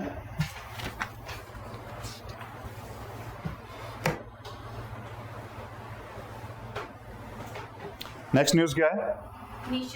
मिशन उत्कर्ष। बेसिकली ये किस चीज के लिए है? उत्कर्ष है ना, कई जगह पे आपको सुनाई देगा। उत्कर्ष है ना, एक इनिशिएटिव RBI की तरफ से भी मिलेगा आपको। ठीक है, यहाँ पर जो मिशन उत्कर्ष है वो किस लिए है उसकी हम बात करते हैं। ये बेसिकली एस्पिरेशनल डिस्ट्रिक्ट होते हैं। तो सबसे पहले हमें एस्पिरेशनल डिस्ट्रिक्ट पता होने चाहिए क्या होते हैं। एस्पिरेशनल डिस्ट्रिक्ट क्या होते हैं? नीति आयोग कुछ डिस्ट्रिक्ट को एस्पिरेशनल डिस्ट्रिक्ट कहता है। ये वो डिस्ट्रिक्ट हैं जो सबसे बैकवर्ड डिस्ट्रिक्ट हैं। तो जहां पर भी नाम आपको सुनाई दे एस्पिरेशनल डिस्ट्रिक्ट, आपको पता चलना चाहिए कि वो बैकवर्ड डिस्ट्रिक्ट है, जिसको नीति आयोग ने बोला कि ये एस्पिरेशनल डिस्ट्रिक्ट है। ठीक है, तो ये बेसिकली मिनिस्ट्री ऑफ आयुष और ministry of women and child development ने दोनों ने मिला करके एनीमिया मुक्त करने के लिए, एनीमिया से लड़ने के लिए कोलैबोरेट किया है, और इसको हम मिशन उत्कर्ष के अंडर एक पार्ट बोल रहे हैं बेसिकली। ठीक है, तो बेसिकली मिशन उत्कर्ष आए तो किससे रिलेटेड है? एनीमिया से लड़ने के लिए। और ये स्टार्टिंग में जो फर्स्ट फेज है, फर्स्ट फेज में हमने टोटल 15 डिस्ट्रिक्ट हैं, कितनी है? 15 मिनिस्ट्रीज हैं, मतलब टोटल 5 डिस्ट्रिक्ट्स में हमने इसको अभी इनिशियली लॉन्च किया है। 5 डिस्ट्रिक्ट्स में लॉन्च किया है। 5 एस्पिरेशनल डिस्ट्रिक्ट लिखा हुआ है यहाँ पर, जिसको बोल्ड किया हुआ है। आसाम में, डुबरी में, छत्तीसगढ़ में, बस्तर में, झारखंड में, पश्चिमी सिंहभूम में, महाराष्ट्र में गढ़चिरौली और राजस्थान में धौलपुर में। यहाँ पर हम इसको इनिशियली शुरू कर रहे हैं, किसके लिए? एडोलसेंट गर्ल्स के लिए। जरूरी क्यों है? तो उसके लिए हमें एक डेटा पता होना चाहिए। किस तरह के इनिशिएटिव जरूरी क्यों होते हैं? तो उसके लिए जब अगर हम हमारा डेटा देखें, इंडिया का जो एनीमिक बर्डन है, एनीमिया किस लेवल तक गया हुआ है, तो हमें पता लगेगा कि एज ग्रुप 15 to 49 देखें वुमेन्स में, तो 57% of women are affected from या फिर are suffering from anaemia. Between the age 15 to 49, 57% of womens are suffering from anaemia. और वहीं पर अगर हम 6 मंथ से 59 मंथ्स के बीच की बात करें, यानी 5 साल से छोटे बच्चों में 67% of children are suffering from anaemia. और जो कि 2015-16 के डाटा से, ये डाटा हमें मिला है नेशनल फैमिली हेल्थ सर्वे से। ये डाटा कहां से मिला है? नेशनल फैमिली हेल्थ सर्वे से। और नेशनल फैमिली हेल्थ सर्वे में 2015-16 में जो डाटा दिया था, वहां पर ये इससे कम था। 53% बढ़ के 57% हो गया है और 58% बढ़ के 67% हो गया। यानी anaemia is on rise. Anaemia is on rise. अब एनीमिया के बारे में बात कर रहे हैं, एनीमिया तो पता ही नहीं है क्या होता है। What is anaemia? क्या डिजीज है? एनीमिया कौन सी डिजीज है? जहां पर ब्लड में हेमोग्लोबिन लेवल डाउन आ जाए या फिर आरबीसीज का लेवल वो डाउन आ जाए, उसको हम बोलते हैं एनीमिया, जिसको हम खून की कमी कह देते हैं सीधा सीधा। ठीक है, हेमोग्लोबिन लेवल, एचबी लेवल या फिर आरबीसी रेड ब्लड सेल्स का जो लेवल है वो डाउन आ जाए, उसको उस स्टेट को हम बोलते हैं एनीमिया। तो anaemia is a medical condition characterised by deficiency of red blood cells और हेमोग्लोबिन इन द ब्लड। और इसकी वजह से क्या होगा? ब्लड का काम क्या होता है? ऑक्सीजन सप्लाई करना पूरे बॉडी में। तो इसकी वजह से बॉडी में क्या होगी? ऑक्सीजन कैरिंग कैपेसिटी कम हो जाएगी। तो इसके लिए हमने क्या शुरू किया? मिशन उत्कर्ष। और इसी के लिए हमारा इंडिया का एक मिशन भी है, इंडिया मुक्त, एनीमिया मुक्त भारत हम चलाते हैं बेसिकली। ठीक है, एनीमिया मुक्त भारत हम इसके लिए चलाते हैं।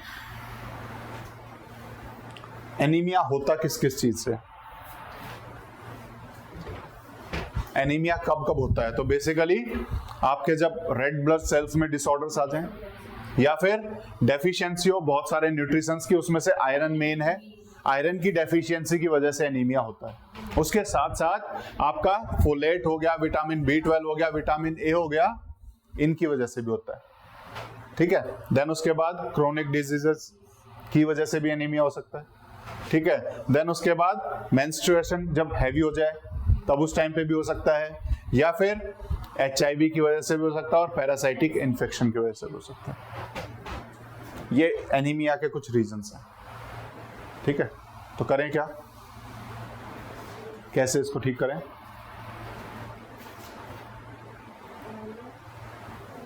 न्यूट्रिशनल, ठीक है ना? कौन सा आर्टिकल है?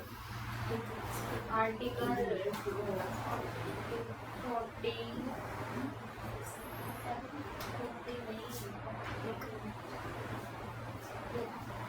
सही है, सही सही बोल रहा हूँ मन में, थोड़ा तेज बोलता नहीं।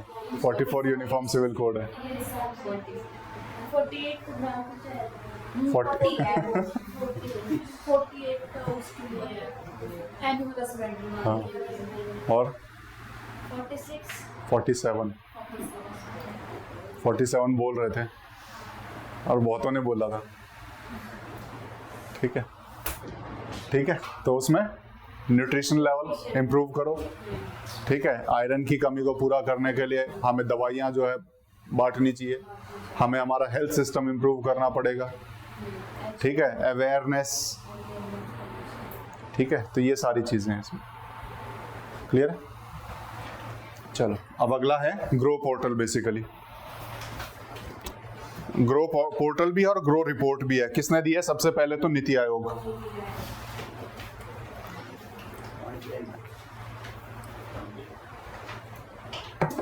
किया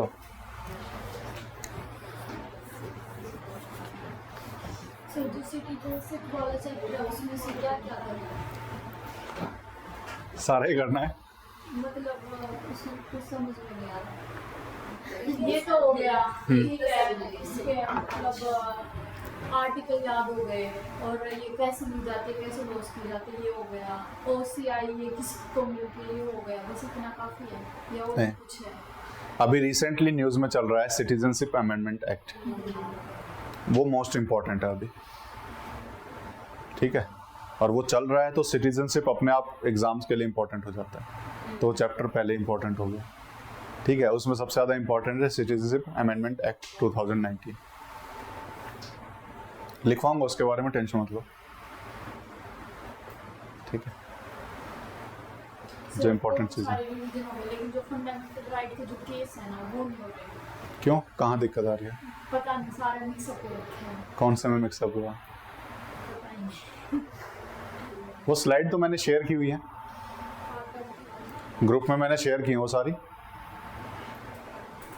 मतलब उसमें ये भी ध्यान रखना कि इसमें पूरी स्टोरी क्या है। नहीं, कौन सा सुप्रीम कोर्ट केस किससे रिलेटेड है वो पता होना चाहिए। वो स्टोरी इसलिए बताता हूँ ताकि वो याद रहे कि ये इससे रिलेटेड है,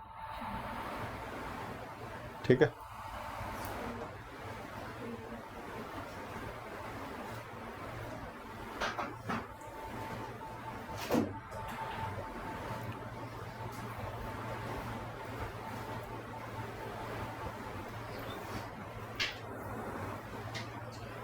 चले अगले पे, ग्रो पोर्टल पे।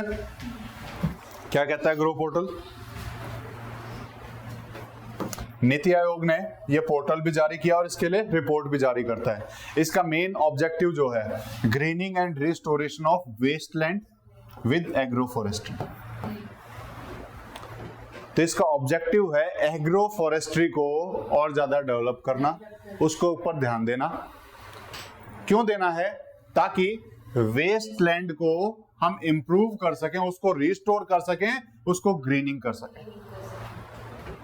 तो greening and restoration of wasteland and agro forestry, ठीक है। तो मेन फोकस इसका एग्रो फॉरेस्ट्री पे है। तो एग्रो फॉरेस्ट्री होती क्या है, सबसे पहले हमें ये पता होना चाहिए। जहां पर एग्रीकल्चर को फॉरेस्ट्री के साथ यानी ट्रीज और इन सब के लगाने के साथ मिक्स कर दिया जाए, दैट इज एग्रो फॉरेस्ट्री। जहां पर हम खेत में चारों तरफ जो पेड़ लगा देते हैं वो एग्रो फॉरेस्ट्री का पार्ट है।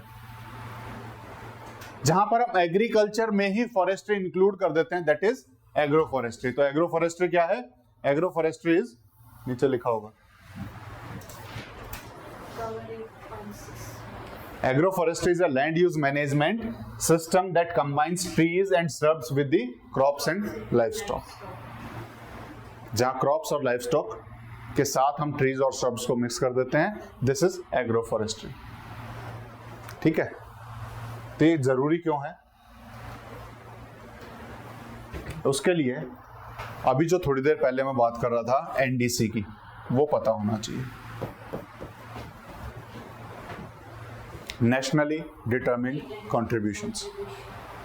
जहां पर हमारा टारगेट है कि हमें 26 million hectares of degraded land उसको रिस्टोर करना है बाय 2030। ये टारगेट है। कुछ टारगेट्स जो हमने 2030 के लिए इस टाइप के जो टारगेट हैं, वो सारे टारगेट आपको रटे हुए होने चाहिए, वो आपके टिप्स पे होने चाहिए, वो आप कई जगह मेंशन करोगे, ठीक है। तो 2030 के लिए हमारा टारगेट है कि 26 million hectares of degraded land उसको हमें रिस्टोर करना है। उसके साथ साथ कार्बन सिंक का भी एक टारगेट है, 2.5 से लेके 3 billion tonnes of carbon sink हमें बनाना है, इतना एडिशनल क्रिएट करना है। और ये क्रिएट कैसे होगा? उतना ही फॉरेस्ट डेवलपमेंट के बाद। ये हमारे टारगेट हैं और इसको अचीव करने के लिए एग्रो फॉरेस्ट्री बहुत मदद कर सकती है, ठीक है। तो एग्रो फॉरेस्ट्री क्या है? जहां पर ट्री और श्रब को हम क्रॉप्स और लाइवस्टॉक के साथ मिक्स कर दें, यानी एग्रीकल्चर को फॉरेस्ट्री के साथ मिक्स कर देते हैं, दैट इज एग्रो फॉरेस्ट्री, ठीक है। क्लियर है? अब इंडिया में अगर हम कुछ डाटा देखें,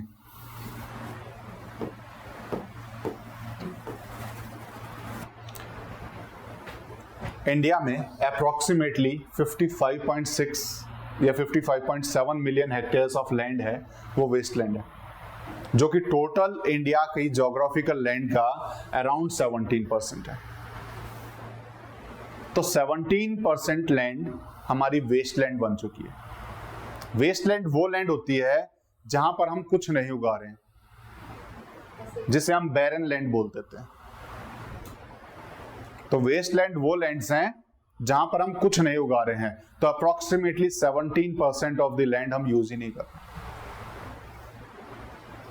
और अगर हम इसको इफेक्टिवली यूज कर लें तो क्या हमारा जो फॉरेस्ट का जो टारगेट है 33% का, वो अचीव नहीं हो सकता? बड़ा इजीली हो सकता है। तो ये हमें वहां पे भी मदद करेगा, ये हमें वहां पे भी मदद करेगा जहां पर हम फॉरेस्ट टारगेट जो हमारा 33% अचीव करने का, वो हम इजीली अचीव कर पाएंगे। ठीक है, तो उसके लिए इस वेस्टलैंड को इंप्रूव करने के लिए जो सॉल्यूशन है दैट इज एग्रो फॉरेस्ट्री। वहां डायरेक्ट फॉरेस्ट नहीं उगाया जा सकता, लेकिन हम एग्रीकल्चर और लाइफ स्टॉक रख के साथ की साथ वहां पर उसको डेवलप कर सकते हैं। तो agro forestry is the solution for wastelands. तो जब भी वेस्टलैंड के ऊपर आए तो प्रोबेबल सॉल्यूशंस में आपको एग्रो फॉरेस्ट्री डाल के आना, उसके सॉल्यूशंस में वे फॉरवर्ड में आपको डालना है कि agro forestry can be the solution to improve the wastelands और टू रिस्टोर द वेस्टलैंड्स। ठीक है, इसमें इंडिया की बात करें तो इंडिया में अप्रोक्सीमेटली 8.6% जो हमारा एरिया है वो अगर हम कहें कहीं ना कहीं एग्रो फॉरेस्ट्री के अंडर है।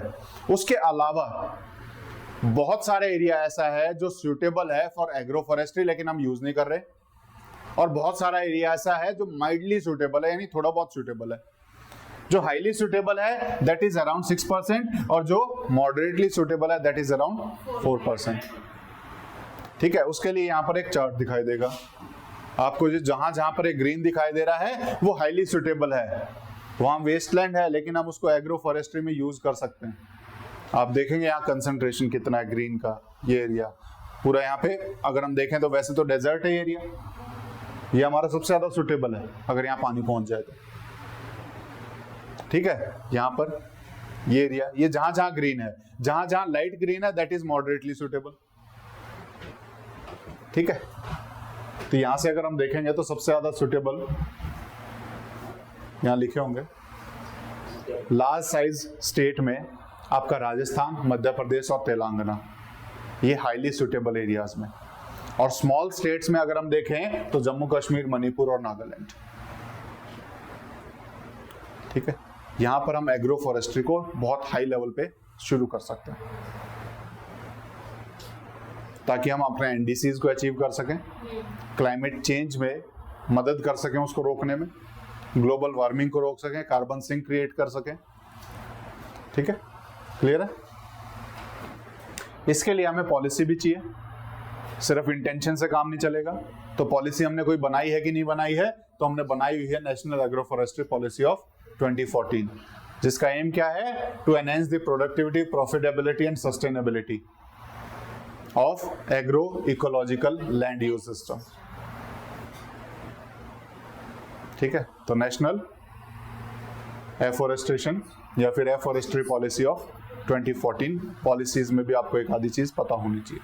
ठीक है, इसके लिए इंटरनेशनली भी बहुत सारे एग्रीमेंट, बहुत सारे अगर हम कहें कि कन्वेंशंस हैं, जहां सबसे पहले पेरिस एग्रीमेंट, जहां एनडीसीज तय किए हुए हैं, जहां पर Bonn challenge to restore the degraded land अभी थोड़ी देर पहले बताया था। देन उसके बाद United Nation sustainable development goals SDGs. ठीक है, देन उसके बाद United Nations convention on combating desertification, UNCCD, ये भी 1992 से निकला था। ये भी डेजर्टिफिकेशन को कॉम्बैट करने के लिए है ताकि हम डेजर्टिफिकेशन को रोक पाएं, रिस्टोर कर पाएं लैंड्स को। और उसके बाद ग्रीन इंडिया मिशन, ये सारे इंटरनेशनल अगर हम लेवल पर देखें तो ये सारे एग्रीमेंट्स, कन्वेंशंस हमारे सामने। इम्पैक्ट क्या पड़ता है एग्रो फॉरेस्ट्री का? अगर हम एग्रो फॉरेस्ट्री करें तो फायदेमंद है कि नहीं, इम्पैक्ट पड़ रहा है कि नहीं पड़ रहा, तो उसके अलग अलग लेवल पे आपको इम्पैक्ट दिखाई देंगे। इकोनॉमिक इम्पैक्ट भी है। इकोनॉमिक इम्पैक्ट कैसे है? फ्रूट्स वगैरह इसके साथ मिला करके हम उगा सकते हैं, यानी अगर हम कहें एग्रीकल्चर में मदद तो करेगा ही, साथ के साथ टिम्बर वगैरह उसको भी तो बेच सकते हैं। तो वैल्यू ऐड करता है हमारी एग्रीकल्चर को। जो हमारा एग्रीकल्चर सिस्टम है उसमें वैल्यू ऐड कर रहा है, क्योंकि हम सिर्फ बीच बीच में उगा रहे हैं, साइड में हम पेड़ उगा सकते हैं जो इकोनॉमिक यूज में आ सकते हैं। ठीक है, वहीं उसका सोशल इम्पैक्ट भी है। सोशल इम्पैक्ट कैसे है? न्यूट्रिशनल वैल्यू अचीव करने में मदद करेगा। जहां पर हम वो क्रॉप्स उगा पाएंगे जिनमें न्यूट्रिशन ज्यादा है, उसके साथ साथ विमेन एम्पावरमेंट का भी एक हिस्सा बन सकता है, क्योंकि एग्रो फॉरेस्ट्री में जो रिपोर्ट्स बताती हैं सबसे ज्यादा विमेन्स इन्वॉल्व है, सबसे ज्यादा विमेन्स इन्वॉल्व हैं। तो उनको भी इकोनॉमिकली जब बचेगा तो विमेन एम्पावरमेंट होगी कि नहीं होगी, तो ये विमेन एम्पावरमेंट का भी हिस्सा बन सकता है, तो वहां पर भी इम्पैक्ट डाल सकता है। देन उसके साथ एनवायरमेंटल इम्पैक्ट तो है ही, कार्बन सिंक क्रिएट होगा, ठीक है, फॉरेस्ट बढ़ेगा, क्लाइमेट चेंज को रोक पाएंगे, ग्लोबल वार्मिंग को कम कर पाएंगे, तो एनवायरमेंटल इम्पैक्ट तो इसका है ही।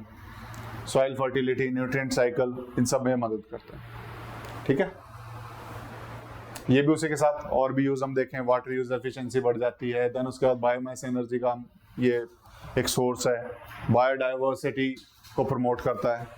जब फॉरेस्ट डेवलप होगा तो बायोडाइवर्सिटी अपने आप इंक्रीज होगी। ठीक है, तो हमारी थर्ड न्यूज थी एग्रो फॉरेस्ट्री से रिलेटेड। बेसिकली जब क्वेश्चंस पूछे जाते हैं तो डायरेक्टली पूछेंगे grow portal sometimes seen in use is related to, तो आपको वहां ग्रो में डाल देंगे related to advancement in trade policies, related to increase in agricultural produces, related to increase in environmental, कुछ भी डाल देंगे और वहीं थोड़ा सा साइड में लिख देंगे related to agricultural forestry। आप बोलोगे इससे तो कैसे रिलेट होगा, ग्रो नाम उससे जा ही नहीं रहा है कहीं पे भी, है ना। तो इसीलिए ये वर्ड्स जो होते हैं थोड़ा सा ध्यान रखने लायक होते हैं कि ग्रो बेसिकली रिलेटेड किससे, नीति आयोग ने दिया है फॉर एग्रो फॉरेस्ट्री। ठीक है, then increasing the frequency of extreme events. अभी रिसेंटली बहुत एक्सट्रीम इवेंट्स हमें देखने को पड़ रहे हैं ड्यू टू क्लाइमेट चेंज। ठीक है, क्या क्या है तो वो हमने एक बार यहाँ पर नोट किया है, तो क्या क्या वो देख लेते हैं। सबसे पहले जो न्यूज थी दैट इज हिमालयन रीजन, यहाँ पर क्लाउड बर्स्ट और ग्लोबल वार्मिंग के वेदर एक्सट्रीम इवेंट्स हमें देखने को मिले, तो उससे रिलेटेड देखेंगे कहाँ कहाँ हो क्या क्या रहा है, इस क्लाइमेट चेंज से हो क्या क्या रहा है। सबसे पहले शिफ्ट इन मानसून पैटर्न्स, जो मानसून आ रहा था मानसून पैटर्न्स में शिफ्ट हुआ है, उसकी वजह से जहां पर बारिश नॉर्मल आती थी वहां ज्यादा आ रही है, जहां ज्यादा आ रही थी वहां डेफिशिएंट हो गए हैं। उसके लिए मैप है, आप देखोगे यहाँ पर एक्सेस रेन दिखाई देगी, ये इस टाइप का जो ब्लू है that is excess of rain, और जहां ज्यादा होती थी यहाँ पे डेफिसिट हो रखा है। ठीक है, यहाँ डेफिसिट है रेन में, यहाँ पे डेफिसिट है नीचे। ठीक है, तो कुछ एरियाज जहां पर हद से ज्यादा बारिश हो रही है, कुछ एरियाज में डेफिसिट है। ये किस लिए हो रहा है? Due to shift in monsoon patterns या फिर एग्रीकल्चरल या फिर क्लाइमेटिक इवेंट्स, वेदर इवेंट्स में चेंज की वजह से। ठीक है, ये सब है क्लाइमेट चेंज से रिलेटेड है सब कुछ। ठीक है, फिर उसके बाद अगर हम देखें टेम्परेचर राइज इन अरेबियन सी, और इसकी वजह से क्या हो रहा है? इसकी वजह से वहां प्रेसिपिटेशन बढ़ेगा। प्रेसिपिटेशन क्यों बढ़ रहा है? क्योंकि इवेपोरेशन बढ़ रहा है। इवेपोरेशन बढ़ रहा है, इसकी वजह से वहां पर साइक्लोन्स ज्यादा आ रहे हैं। और ये क्वेश्चन पिछले कई साल में कई एग्जाम्स रिपीट कर चुके हैं कि write down the reasons behind the increase of cyclones in the Arabian Sea. Otherwise cyclones की जो फ्रीक्वेंसी थी वो बे ऑफ बंगाल में ज्यादा थी, which is shifting to the Arabian sea. उसके पीछे जो मेन रीजन है that is rising temperature in the Arabian sea. ये क्वेश्चन कई बार पूछा गया और इसके पीछे डाटा भी है। There has been a 50% increase in the frequency of cyclones in the Arabian Sea between 2001 and 19. 2001 से 19 में। हालांकि इसमें से आधे से ज्यादा ऐसे हैं जो लैंड तक नहीं पहुंच पाते हैं, लेकिन स्टिल फ्रीक्वेंसी में बहुत ज्यादा इंक्रीज है in the Arabian sea. Arabian sea में जनरली साइक्लोन्स आते नहीं थे।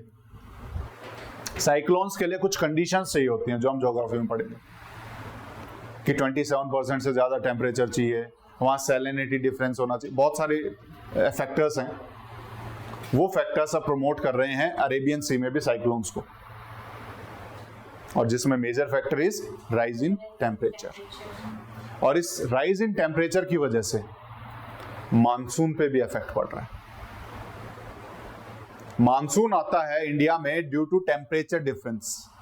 इंडिया में लो प्रेशर डेवलप होता है क्योंकि यहाँ हाई टेम्परेचर होता है उस टाइम पे। अब वही लो टेम्परेचर, क्योंकि rise in temperature Arabian sea में भी है, वहां पे भी हो जाए तो मानसून वीक हो जाएगा। इंडियन लैंड उसको इतना ज्यादा अट्रैक्ट नहीं कर पाएगी। ठीक है, जब हम मानसून पढ़ेंगे ज्योग्राफी में तब इस फिनोमिना को पढ़ेंगे। तो मानसून को भी अफेक्ट करता है।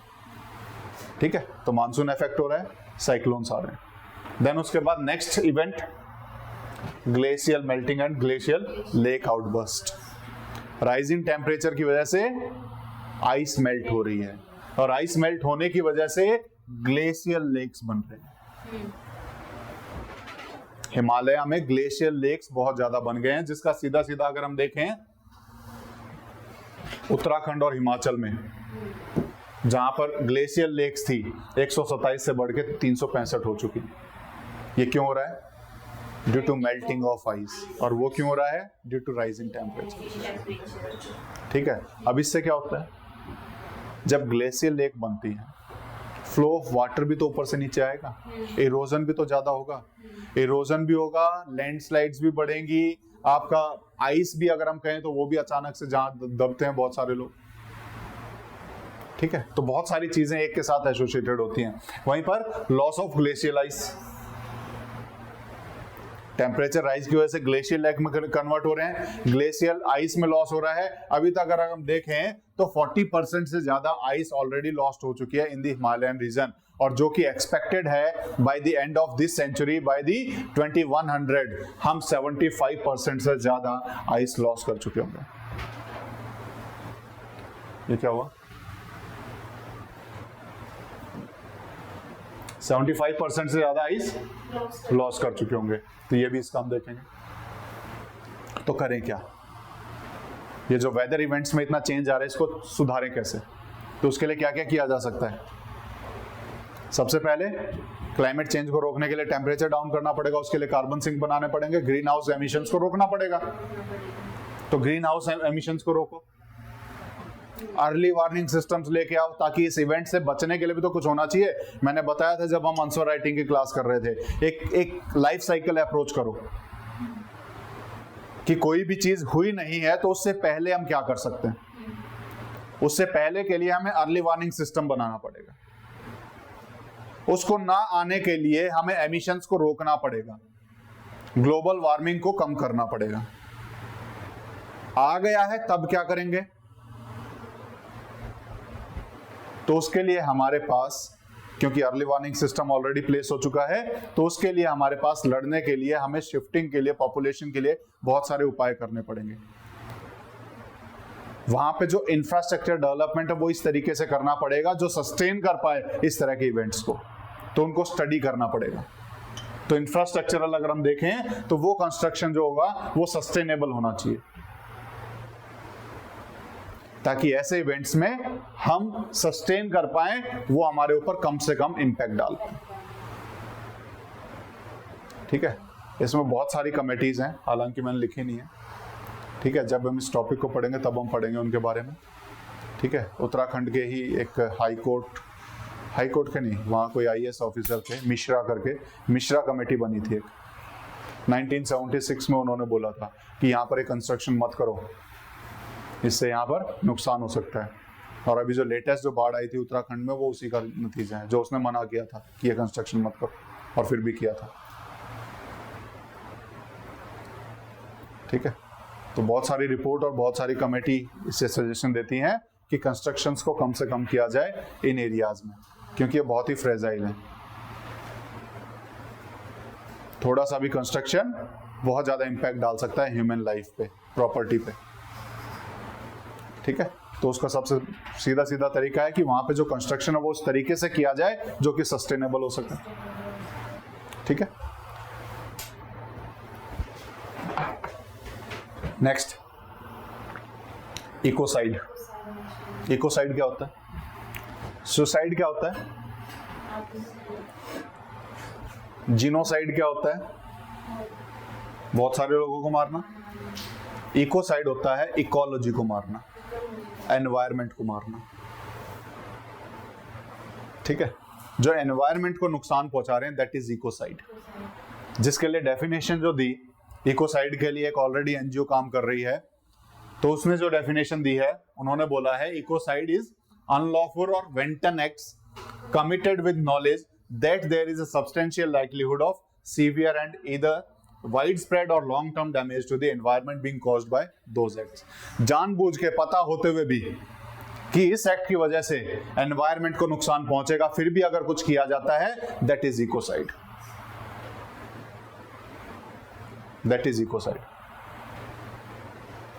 ठीक है, इसके लिए कुछ कंट्रीज ने लॉ बनाए हुए, और उसमें बेल्जियम जो न्यूज में था वो इसीलिए था कि बेल्जियम ने इस लॉ को पास किया है जिसने इकोसाइड को नेशनल और इंटरनेशनल क्राइम बताया है। इसने इकोसाइड को क्या बताया है? National and international. ठीक है, और ऐसी बहुत सारे कंट्री हैं जो इसको इकोसाइड को करते हैं। तो इंडिया क्या इकोसाइड को मानता है? इंडिया में इकोसाइड एज ए वर्ड कई सुप्रीम कोर्ट जजमेंट्स में यूज हुआ है। कई सुप्रीम कोर्ट जजमेंट्स में यूज हुआ है। Even the Godavarman case has referred to ecocide. ठीक है, बहुत सारे हैं, कई सारे हैं, लेकिन हमारे यहाँ पर ऐसा कोई फॉर्मल लॉ नहीं है जो इकोसाइड को क्रिमिनल ऑफेंस बताता हो। हालांकि एनवायरमेंटल प्रोटेक्शन के लिए बहुत सारे लॉज हमने बनाए हुए हैं जिनके वायलेशन पे पनिशमेंट मिलती है, जो पनिशेबल ऑफेंस होते हैं। बहुत सारे लॉज कौन कौन से हैं? एनवायरमेंटल प्रोटेक्शन एक्ट हो गया, फॉरेस्ट कंजर्वेशन एक्ट हो गया, देन उसके बाद कंपनसेटरी फॉरेस्ट एफॉरेस्टेशन एक्ट हो गया, जिसे हम कैंपा भी बोलते हैं। ठीक है, तो ये सारे हमें पता होने चाहिए। वाइल्ड लाइफ प्रोटेक्शन एक्ट हो गया, ये बहुत सारे एक्ट आप इसमें लिख सकते हो। ठीक है, तो इकोसाइड के लिए फॉर्मल ऐसा कोई लॉ नहीं है, लेकिन हम इनके जरिए फॉरेस्ट कंजर्वेशन की बात करते हैं। ठीक है, नेक्स्ट इज गर्भिणी GA2। ये क्या है? डायरेक्ट नाम पूछाएगा व्हाट इज गर्भिणी GA2। तो AI मॉडल्स कई सारे आ रहे हैं, तो ये भी एक काइंड का AI मॉडल है जो बेसिकली फीटल स्टेटस बताता है, एज ऑफ फेटस बताता है, प्रेग्नेंट वुमेन में कि एज क्या हुई है उस चाइल्ड की, उसको एक्यूरेटली नापने के लिए ये AI मॉडल बनाया गया है। इसीलिए गर्भिणी जो नाम है इसका। ठीक है, होता क्या है, अभी तक जो हम एज मापते हैं फीटस की, वो जनरली मेंस्ट्रुअल साइकिल से कैलकुलेट करते हैं हम। लेकिन ये AI मॉडल बहुत सारी कंडीशंस को देख करके उस एज को मिनिमम एरर्स के साथ एक्यूरेटली बता पाएगा, ताकि हम उस हिसाब से मेडिकेशन और उस हिसाब से इलाज कर सकें, उस हिसाब से ट्रीटमेंट कर सकें, जिससे चाइल्ड और मदर दोनों को ही सेफ के साथ साथ हेल्दी भी बनाए रख सकें। तो ये उसमें मदद करता है। बस आपको नाम पता होना चाहिए, किस चीज के लिए ये पता होना चाहिए। तो this is just an AI model for the pregnant womens, ताकि age of fetus can be determined with minimum error. ठीक है, नेक्स्ट जो हमने लास्ट क्लास में पढ़ा था, repeal of Assam Muslim marriage and divorce registration act. क्योंकि लास्ट क्लास में हमने इसको बहुत डिटेल में किया था UCC को, तो अगर इसको मैं ना भी समझाऊं तो इसको आप बहुत इजीली समझ पाएंगे। इन्होंने बोला है जो आसाम में बेसिकली जो मुस्लिम मैरिज जो होती है वो इस एक्ट के आधार पर रजिस्ट्रेशन होती है। आसाम में जो मुस्लिम मैरिजेज हैं वो इस एक्ट के आधार पर रजिस्ट्रेशन होते हैं। तो आसाम ने इस एक्ट को ही रिपील करके बोला कि जो मुस्लिम मैरिजेस जो रजिस्टर होंगी वो सब स्पेशल मैरिज एक्ट में होंगी। अब से मुस्लिम मैरिजेस को अब किस में किया गया है? मैरिज एंड डाइवोर्सेस को। और स्पेशल मैरिज एक्ट किसके लिए था? इंटरफेथ मैरिजेस के लिए। इंटरफेथ मैरिजेस के लिए। तो मुस्लिम मैरिजेस को बोला कि जो भी रजिस्ट्रेशन होगा आज से वो इसमें होगा। हम इसको रिपील कर रहे हैं। रिपील करने के पीछे भी रीजन था, ठीक है। पहला रीजन था 2011 में इसमें कुछ अमेंडमेंट किया गया था। उससे पहले तक ये वॉलेंटरी था, 2011 में इसके अंदर रजिस्ट्रेशन मैंडेटरी किया गया था, ठीक है। उसके बाद बहुत सारा सोसाइटी डेवलपमेंट भी हम कहेंगे, साइकोलॉजिकल डेवलपमेंट भी कहेंगे, पॉलिटिकल डेवलपमेंट भी कहेंगे, जिनकी वजह से इसको रिपील किया गया। और उसमें रीजंस आप बहुत सारे डाल सकते हो, जो भी हमने अगेंस्ट यूसीसी पढ़े थे या बेनिफिट ऑफ यूसीसी पढ़े थे, वो पॉइंट्स आप यहां डाल सकते हो, ठीक है। यहां पर भी अगर हम देखें तो अभी ये एक्ट आउटडेटेड हो गया है आज के नॉर्म्स के हिसाब से, इसलिए उन्होंने रिपील किया, ठीक है। आज एडवांस सोसाइटी की बात होती है, जिसकी वजह से बहुत सारी कॉम्प्लेक्सिटीज आ रही हैं इसके अंदर रजिस्टर करने के लिए, तो उसको दूर करने के लिए। देन उसके बाद मुस्लिम marriage act child marriage allow करता है 15 साल से ऊपर, बेसिकली 15 साल नहीं है, वहां पर लिखा गया है after the age of puberty they are allowing the marriage, जिसमें 15 साल की एज के बाद जनरली माना जाता है कि प्यूबर्टी अचीव होती है, तो उस टाइम पे they are allowing the marriage. तो 15 साल ये चाइल्ड मैरिज को अवॉइड करने के लिए they have repealed this fact, ताकि चाइल्ड मैरिजेस को रोका जा सके, ठीक है। Then informal and misuse of authority by काजीज, रजिस्ट्रेशन मैरिज रजिस्ट्रेशन ना करा के काजी से शादी और डाइवोर्स करवा लेते हैं, ताकि उस प्रोसेस से बचा जा सके, तो उसके मिसयूज को रोकने के लिए कि वो किसी की भी मैरिज को वो कर देंगे, चाहे चाइल्ड गया हो चाहे कोई भी गया हो, हाँ ठीक है हमने करवा दिया, तुम ठीक है अब तुम्हारा रजिस्टर हो जाएगा उस एक्ट के तहत। तो उसमें इन अथॉरिटीज का मिसयूज को रोका जा सके, इसलिए भी जरूरी था। देन उसके बाद मूविंग टुवर्ड्स यूसीसी, क्योंकि यूसीसी हमारा ऑब्लिगेशन है under article 44 in the constitution, तो उसको अचीव करने के लिए भी दे हैव रिपील्ड दिस एक्ट, ठीक है। क्लियर है। इंडिया में जो मुस्लिम मैरिज के लिए जो एप्लीकेबल होता है वो कौन सा एक्ट है? मुस्लिम पर्सनल लॉ शरीयत एप्लीकेशन एक्ट ऑफ 1937, ये हमने पढ़ा था, ठीक है। हिंदू के लिए ये है, पारसी के लिए है, क्रिश्चियन के लिए, सबके लिए हमने ऑलरेडी डिटेल में लिखे थे हमने, ठीक है। तो इन्होंने रिपील किया है रिसेंटली आसाम में, ठीक है। क्या हुआ नेक्स्ट चलें, status of leopards in India 2022। अभी recently MOEFCC ministry of earth forest and climate change ने रिपोर्ट रिलीज की है ऑन स्टेटस ऑफ लेपर्ड्स इन 2022। जब भी ये रिपोर्ट्स आए तो उसको बड़े ध्यान से पढ़ना होता है। उसी साल या उससे नेक्स्ट ईयर आप यूपीएससी के प्रीलिम्स में इससे रिलेटेड कोई ना कोई क्वेश्चन पक्का देखते हो, ठीक है। तो इसको इन रिपोर्ट्स को बड़े ध्यान से कुछ डाटा को देख के जाना होता है पेपर से पहले। तो इसमें इन्होंने क्या बोला है कि ओवरऑल जो राइज हुआ है इनकी पॉपुलेशन में वो 8% राइज हुआ है। जहां पर 2018 में 12,852 इनकी पॉपुलेशन थी, अभी 2022 में इनकी पॉपुलेशन हो गई है 13,874। ये बेसिकली एक चार्ट है कि कहां कहां कितने, तो सबसे ज्यादा कहां दिखाई देगी पॉपुलेशन? एमपी में 3907, ठीक है। इसमें जो इंपॉर्टेंट चीज है जो इन्होंने रिपोर्ट में बताई है, number of leopards outside the protected areas are more than the leopards inside the protected areas. Only 1/3 of leopards are there inside the protected areas. 65% are outside the protected areas. 65% of leopards are in outside protected areas. इस type के statement को UPSC से बड़ा प्यार होता है। UPSC इस type के स्टेटमेंट उठा के देगी, क्योंकि जनरली इसको लोग जो है रॉन्ग मार्क करके आएंगे कि ज्यादातर तो लेपर्ड प्रोटेक्टेड एरिया में ही होंगे। तो जहां पर भी कंट्रोवर्शियल चीजें आए जो लगे कि ये थोड़ा सा अलग जा रही हैं, तो उनको ध्यान से पढ़ना होता है, ठीक है। तो यहां पर 65% of the leopards are found outside the protected areas in the Shivalik landscape. Shivalik forest जो हम बोलते हैं, कहां पर है शिवालिक? जो हिमालय का सबसे आउटर या फिर हम कहें इंडिया की साइड का जो पार्ट है दैट इज शिवालिक रीजन, जो हमारा इस एरिया में यहां से लेके यहां तक फैला हुआ। आपका इसमें जम्मू कश्मीर आ जाएगा, हिमाचल आ जाएगा, पंजाब आ जाएगा, हरियाणा आ जाएगा, उत्तराखंड, यूपी, ये सारे एरिया आ जाएंगे। ठीक है, तो शिवालिक रीजन में बहुत सारे हैं। अब यहां पढ़ा हमने शिवालिक रीजन में बहुत सारे हैं, लेकिन आगे थोड़ा सा इसके कंट्रोवर्सी में और चीजें आएंगी।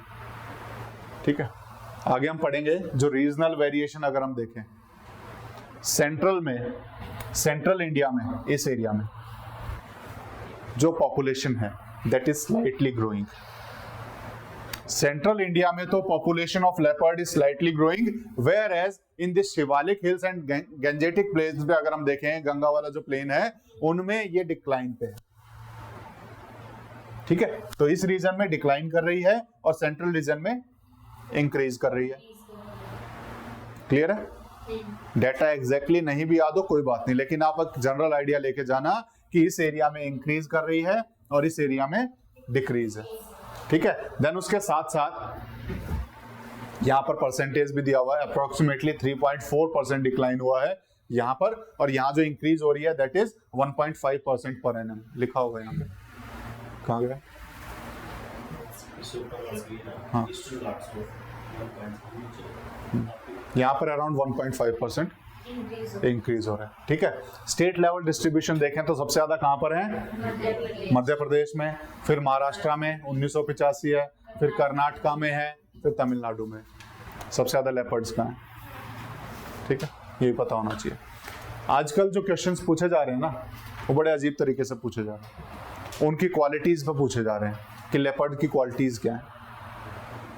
ठीक है, तो वो भी पता होने चाहिए। तो लेपर्ड किस टाइप के एनिमल्स हैं? तो लेपर्ड बेसिकली बिग कैट का ही एक पार्ट होते हैं। तो leopard are generally nocturnal animals, जो रात में ही अपना काम करते हैं, रात में ही घूमते हैं। तो these are nocturnal animals. Nocturnal कौन से होते हैं? जो रात में घूम रहे हैं, जो रात में जाते हैं। तो these are nocturnal animals. Basically इनमें मेलेनिज्म एक कॉमन अकरेंस है। मेलेनिज्म क्या होता है? मेलेनिन की जो संख्या कम कहेंगे, नंबर कहेंगे, वो बढ़ जाता है। ये पिगमेंट्स होते हैं बॉडी में, जिसकी वजह से बॉडी में ब्लैक कलर आता है। तो मेलेनिज्म इनमें कॉमन है, जिसकी वजह से इनमें जो धब्बे होते हैं वो थोड़े ब्लैक ब्लैक हो जाते हैं और पूरे ब्लैक होते हैं धब्बे इनके।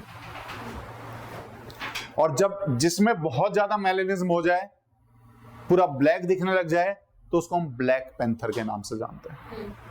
ब्लैक पैंथर और लेपर्ड्स आर सेम, वो अलग अलग नहीं होते। Black panther and leopards are same, वो अलग अलग नहीं होते, अलग स्पीसीज नहीं। ठीक है, और ये बेसिकली जो बिग कैट फैमिली है उसी का ही एक पार्ट है, और उनमें सबसे छोटा है। बिग कैट की फैमिली में कौन कौन सा आएगा? Tiger, lion, jaguar, leopard and snow leopard. ये इसी फैमिली का एक पार्ट है और उनमें सबसे छोटा है, स्मॉलेस्ट है। ठीक है, और इंडिया में ऑलमोस्ट पूरे इंडियन सब कॉन्टिनेंट में पाया जाता है। और जनरली अगर हम देखें वर्ल्ड वाइड तो सब सहारन अफ्रीका में सबसे ज्यादा पाए जाते हैं। सब सहारन यानी सहारा के आसपास का जो एरिया है, सहारा डेजर्ट के आसपास जो एरिया है वहां सबसे ज्यादा पाए जाते हैं। और वेस्टर्न और सेंट्रल एशिया में थोड़े बहुत पाए जाते हैं, और इंडियन सब कॉन्टिनेंट और ईस्ट एशिया में, जो हम साउथ ईस्ट एशिया है, वहां पर पाए जाते हैं। और इंडियन सब कॉन्टिनेंट में लगभग हर जगह पे हैं। ठीक है, तो इसकी कुछ फीचर्स पता होने चाहिए। नॉक्टर्नल हो गया, बिग कैट फैमिली का पार्ट है। ठीक है, और उसके साथ मेलेनिज्म कॉमन अकरेंस है। ठीक है, ये कुछ चीजें पता है, और उसके साथ इसका कंजर्वेशन स्टेटस भी पता होना चाहिए। IUCN स्टेटस क्या है? वल्नरेबल है। साइट्स में अपेंडिक्स 1 में रखा जाता है, और India wild life protection act में शेड्यूल 1 में रखा जाता है। ये हमने करंट अफेयर में किया था। Indian wild life protection act में कितने शेड्यूल्स होते हैं? पहले 6 थे, उसको चेंज करके 4 किया गया है। 4 शेड्यूल्स होते हैं।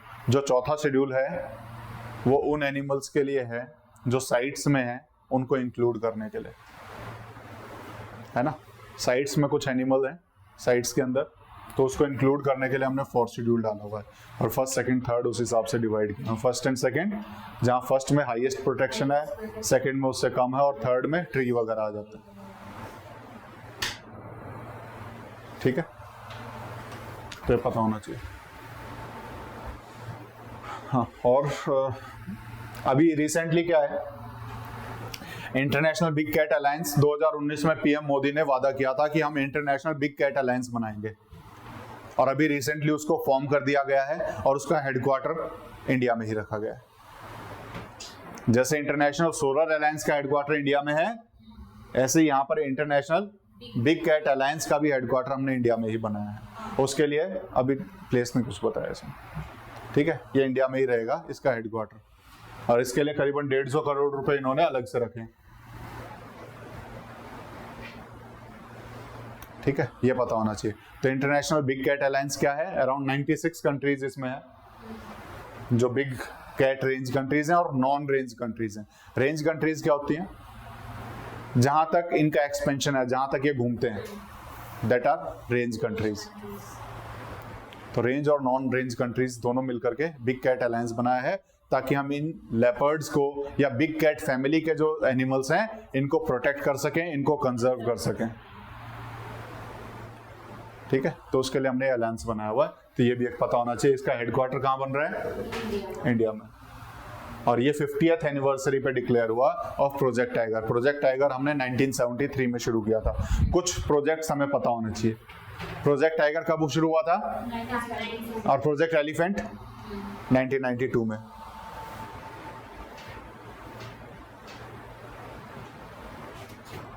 ठीक है, क्लियर है। Next news is regarding cross voting. यह भी आजकल बहुत चल रहा था न्यूज में।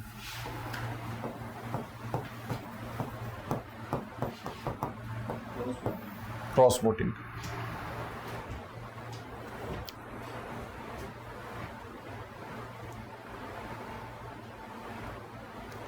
ठीक है। क्रॉस वोटिंग को समझाने के लिए हमें कुछ समझना पड़ेगा, कुछ चीजें समझनी पड़ेगी। ठीक है, वो समझ लेते हैं पहले।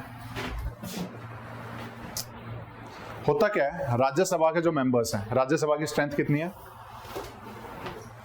Maximum strength is 250।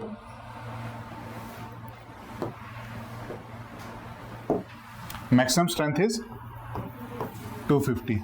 इनमें से 12 जो होते हैं वो नॉमिनेटेड होते हैं, और बाकी जो आएंगे वो स्टेट से और यूटी से आते हैं थ्रू इनडायरेक्ट इलेक्शन,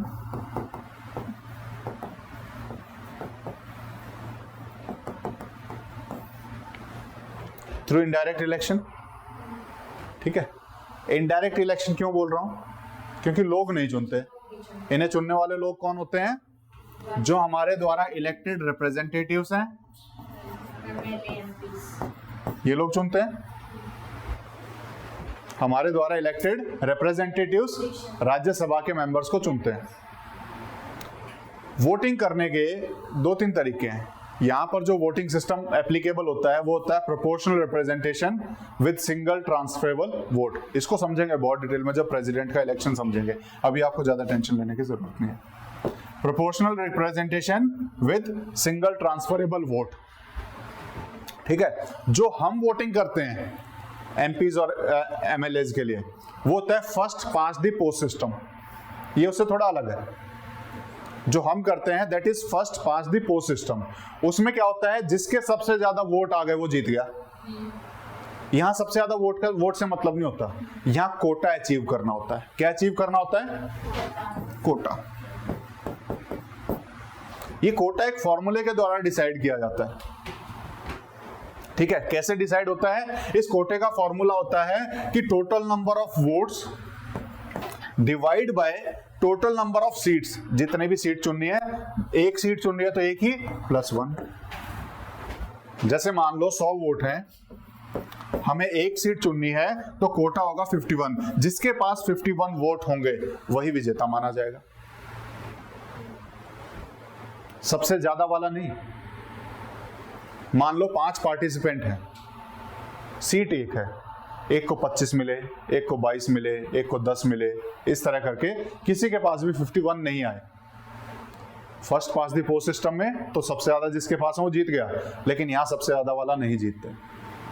यहां पे कोटा अचीव करना होता है, और वो कोटा होगा क्योंकि एक सीट है तो 100 डिवाइड बाय 1 + 1 तो कितना हो जाएगा 50 का कोटा हो जाएगा, +1 यहां पे अलग से हो जाता है। This is the formula.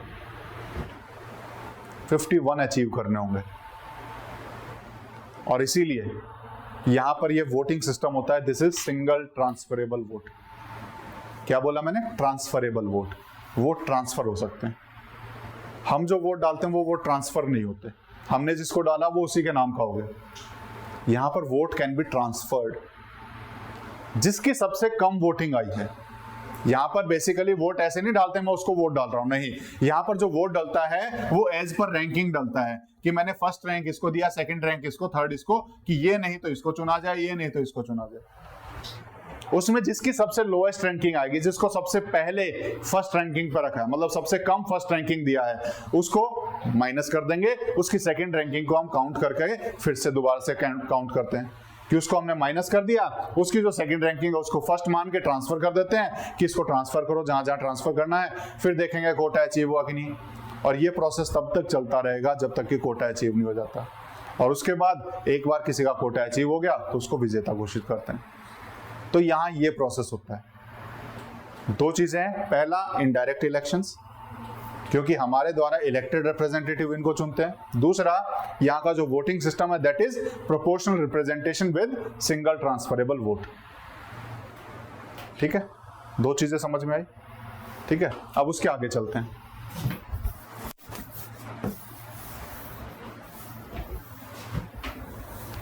तो इनको कोटा अचीव करना होगा। अब वोटिंग करने के दो तरीके हैं। First is secret ballot system. First क्या है?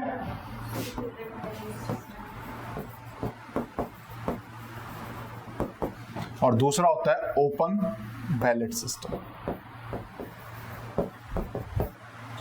सीक्रेट बैलेट सिस्टम जो हमारी वोटिंग होती है, हम जो वोट करते हैं, हम अपना वोट किसी को नहीं दिखाते। ओपन बैलेट होता है कि आप किसी को भी दिखा सकते हो। राज्यसभा में जो वोटिंग होती है वो ओपन बैलेट सिस्टम में होती है। राज्यसभा में इलेक्शन के लिए जो वोटिंग होती है वो ओपन बैलेट सिस्टम में होती है। अब इससे फर्क क्या पड़ रहा है उसको समझते हैं। इंडिया में एक सिस्टम चलता है जिसको हम एंटी डिफेक्शन लॉ के नाम से भी जानते हैं। हमारा 10th schedule anti defection law से रिलेटेड है।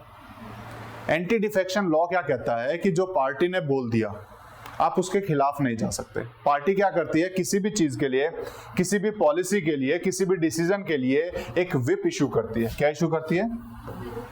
इसीलिए विप ऑफिसर्स भी होते हैं। बेसिकली पार्टी में विप ऑफिसर्स होते हैं जो विप इशू करते हैं, सबको बताते हैं कि तुम्हें ये करना है, और कोई भी अपनी पार्टी के डिसीजन के खिलाफ नहीं जा सकता। अगर जाता है तो उसे पार्टी से खिलाफत मांगी जाती है, उसका कैंडिडेचर भी लॉस्ट हो सकता है अंडर एंटी डिफेक्शन लॉ, जो हमने 10th शेड्यूल में पढ़ा था। ठीक है, राज्यसभा में थोड़ा सा उल्टा सिस्टम होता है। राज्यसभा का जो इलेक्शन है वो ओपन बैलेट है। सीक्रेट बैलेट में तो पता नहीं किसने क्या डाला। ओपन बैलेट में जो भी वो वोट डाल रहा है वो दिखाना होता है अपने पार्टी मेंबर्स को कि देखो जो तुमने बोला था वही मैं कर रहा हूं। यहां पर एंटी डिफेक्शन लागू नहीं होता। राज्यसभा के इलेक्शन में एंटी डिफेक्शन लागू नहीं होता, यानी एक पार्टी का मेंबर दूसरे पार्टी के कैंडिडेट को भी वोट डाल सकता है। यहां पर एक पार्टी का मेंबर दूसरे पार्टी के मेंबर्स को भी वोट डाल सकता है, और ये जो एक पार्टी का मेंबर दूसरे पार्टी के मेंबर को वोट डाल रहा है इसी को हम क्रॉस वोटिंग के नाम से जानते हैं। इसको हम किस नाम से जानते हैं? क्रॉस वोटिंग, क्योंकि यहां पर दिस इज अलाउड। यहां पर this is allowed. Otherwise in general आपको पार्टी के साथ रहना होता है, पार्टी की विप्स को मानना होता है, ताकि पार्टी की डेमोक्रेसी बनी रहे, पार्टी में यूनैनिमिटी बनी रहे, तो इसलिए मानना होता है, लेकिन यहाँ पर ये अलाउड नहीं। ठीक है, क्लियर है? इसके लिए कुछ सुप्रीम कोर्ट केसेस भी हो जिसके ऊपर आएंगे। क्रॉस वोटिंग समझ में आया क्या होता है? ठीक है, अब हम इसको पढ़ते हैं कि ये बेसिकली कहना क्या चाह रहा है। राज्यसभा में अभी रिसेंटली यूपी में राज्यसभा के लिए इलेक्शंस हुए। राज्यसभा में जो सीट्स होती हैं वो कहाँ लिखी हैं? सीट्स डिवाइडेड है राज्यसभा की। फोर्थ शेड्यूल में राज्यसभा की सीट्स डिवाइडेड है कि इस स्टेट की इतनी होंगी, इस स्टेट की होंगी, इस स्टेट से इतने आएंगे। और हर स्टेट की जो सीट है वो एज पर दी पॉपुलेशन है, इसीलिए यूपी की सबसे ज्यादा है 31, गोवा की 1 है क्योंकि पॉपुलेशन कम है। ठीक है, तो सीट्स उस हिसाब से डिवाइड होते हैं। अभी रिसेंटली यूपी में जब इसके लिए, यूपी हो गया, एचपी, हिमाचल प्रदेश हो गया, कर्नाटका हो गया, जब इसके लिए वोटिंग चल रही थी राज्यसभा के लिए, कुछ पॉलिटिशियंस ने क्रॉस वोटिंग की है। तो यहां से मुद्दा आ गया है कि क्रॉस वोटिंग अलाउड होनी चाहिए कि नहीं होनी चाहिए। ठीक है, तो इसके लिए हमें कुछ केसेस पता होने चाहिए, ये अलाउड है या नहीं ये पता होना चाहिए। ठीक है, क्लियर है? मुद्दा समझना जरूरी है। मुद्दा क्या था?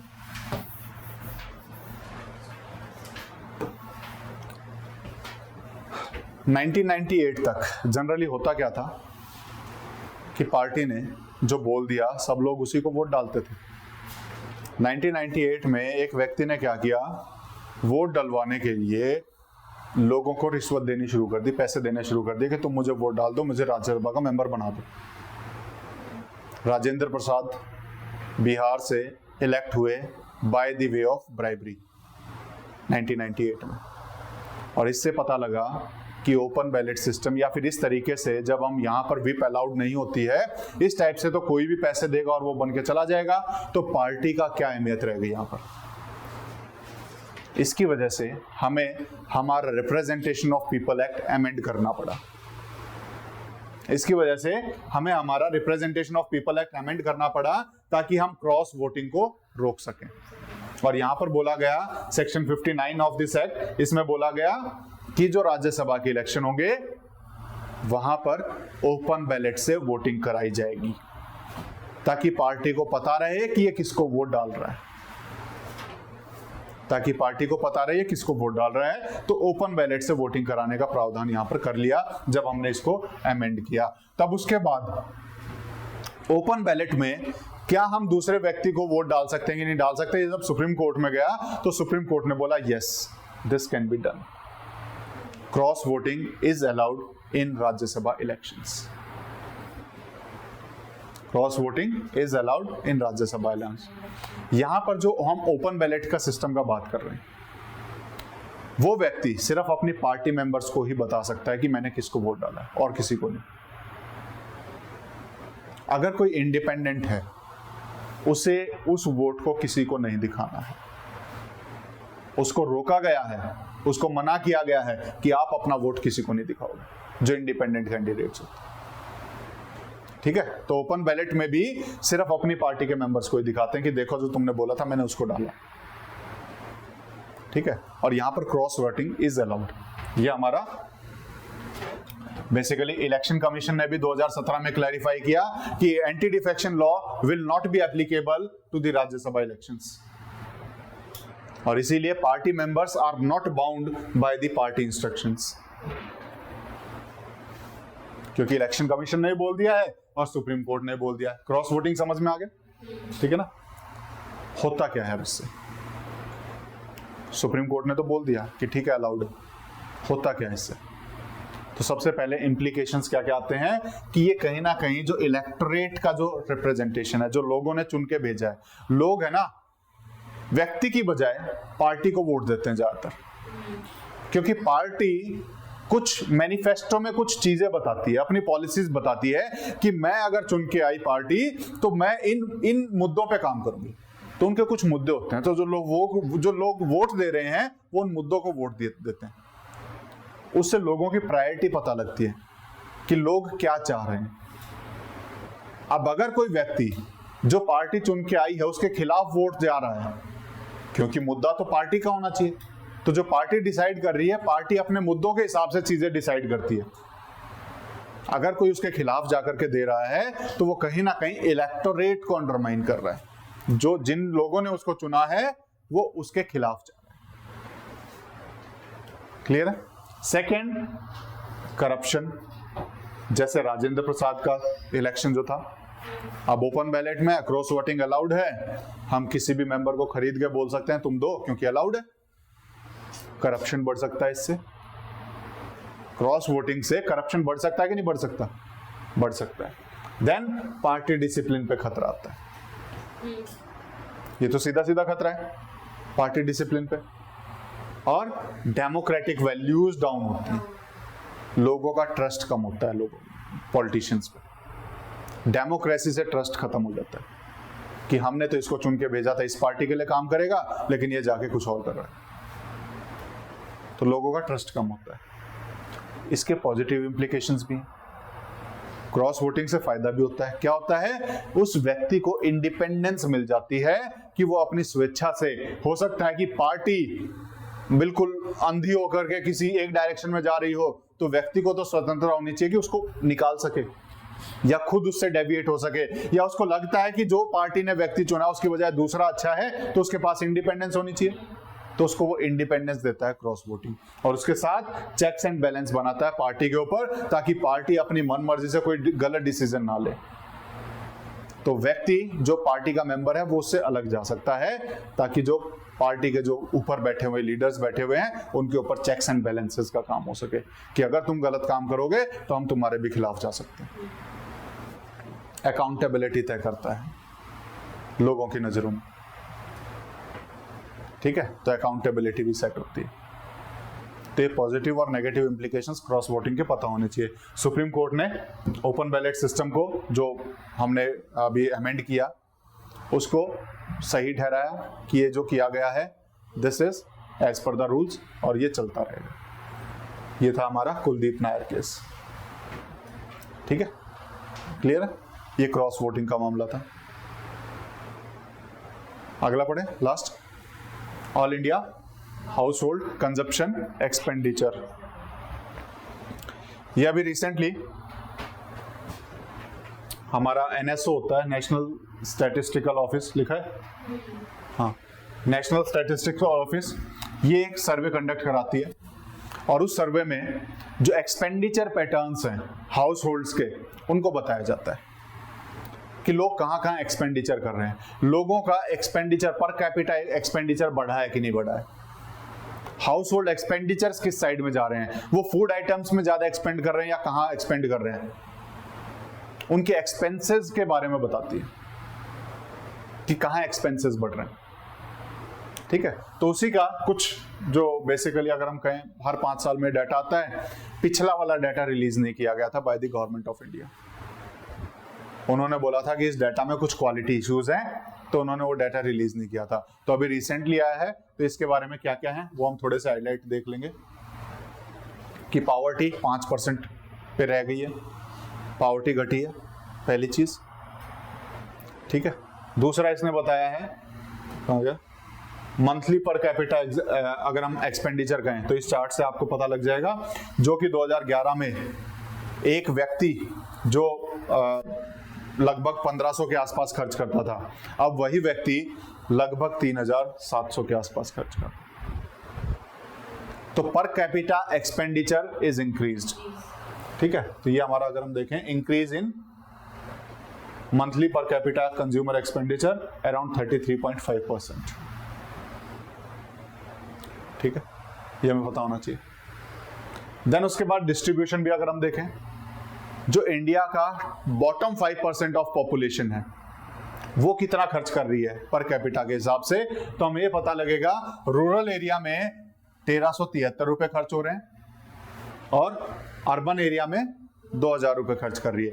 वहीं अर्बन एरिया में जो हमारी बॉटम 5% है, कहां गया, नहीं, ये अर्बन एरिया का बेसिकली 2001, रूरल एरिया में 1373, और अर्बन एरिया में वही पॉपुलेशन अगर हम कहें जो सबसे टॉप 5, बॉटम 5 पे है, वो 2000 रुपए खर्च कर पा रही है। वहीं टॉप 5% पॉपुलेशन की बात करें तो रूरल एरिया में वो खर्च कर रही है 10,000 रुपए, और अर्बन एरिया में 20,000 रुपए। ठीक है, तो टॉप 5 और बॉटम 5 में कितना डिफरेंस है ये हमें पता होना चाहिए। ऐसे इनइक्वालिटी आर्टिकल 39, ठीक है ना। फिर क्वेश्चन में ढूंढोगे एग्जाम्पल कहाँ से लाएं, ठीक है। तो एग्जाम्पल में डालना है, सर्वे ने बताया है कि इनइक्वालिटी है, ठीक है। उसके साथ साथ स्टेट वाइज इनइक्वालिटी भी है।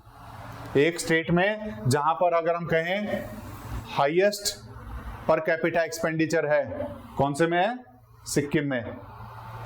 सिक्किम में रूरल एरिया में 7,700 रुपए पर कैपिटा एक्सपेंडिचर, और वहीं अर्बन एरिया में 12,000। और वहीं लोवेस्ट में अगर हम बात करें तो आपको छत्तीसगढ़ दिखेगा रूरल एरिया के लिए, और कहां गया, अर्बन के लिए दूसरा स्टेट है। नहीं, अर्बन के लिए दूसरा है, ठीक है। अर्बन में 4,400, ठीक है। वो स्टेट देख लेंगे कौन सा, क्लियर है। तो ये डिफरेंस है, स्टेट विद इन स्टेट भी इनइक्वालिटी है। जब हम आर्टिकल 39 पढ़ रहे थे तो उसमें लिखा था कि हमें विद इन स्टेट की इनइक्वालिटी को, सिर्फ इंडिविजुअल नहीं, रीजनल इनइक्वालिटी को भी कम करना है। यहाँ रीजनल इनइक्वालिटी भी हमें दिखाई देगी, ठीक है। वहीं रूरल अर्बन भी डिफरेंस दिखाई देगा, ठीक है। इसमें भी आपको दिखाई देगा, जहां पर मेघालय और छत्तीसगढ़ में अगर हम देखें तो मेघालय में हाईएस्ट पर कैपिटा एक्सपेंडिचर है, और यहाँ पर छत्तीसगढ़ में लोएस्ट मिलेगा आपको। यूटी वाइज आपको अलग दिखाई देगा, चंडीगढ़ में सबसे ज्यादा है, लद्दाख में सबसे कम है, ठीक है। और फूड स्पेंडिंग ट्रेंड्स भी, ये भी इंपॉर्टेंट हो जाता है आपके आंसर राइटिंग में। फूड स्पेंडिंग ट्रेंड अगर हम देखें, पहले अगर हम देखें तो सबसे ज्यादा खर्चा किसी भी इंसान का वो फूड प्रोडक्ट्स पे होता था। अराउंड 1919 से 2000 के आसपास अगर हम देखें तो share of food in expenditure has declined. Expenditure में जो फूड के ऊपर जो खर्चा करते थे वो कम हुआ है, पहले हम ज्यादा करते थे। इसके पीछे कई रीजन हो सकते हैं कि इनकम इतनी बढ़ गई है कि हमारे फूड के लिए नेसेसिटी जितनी हम उतना कर पा रहे हैं, अब हम बाकी चीजों पे भी कर सकते हैं।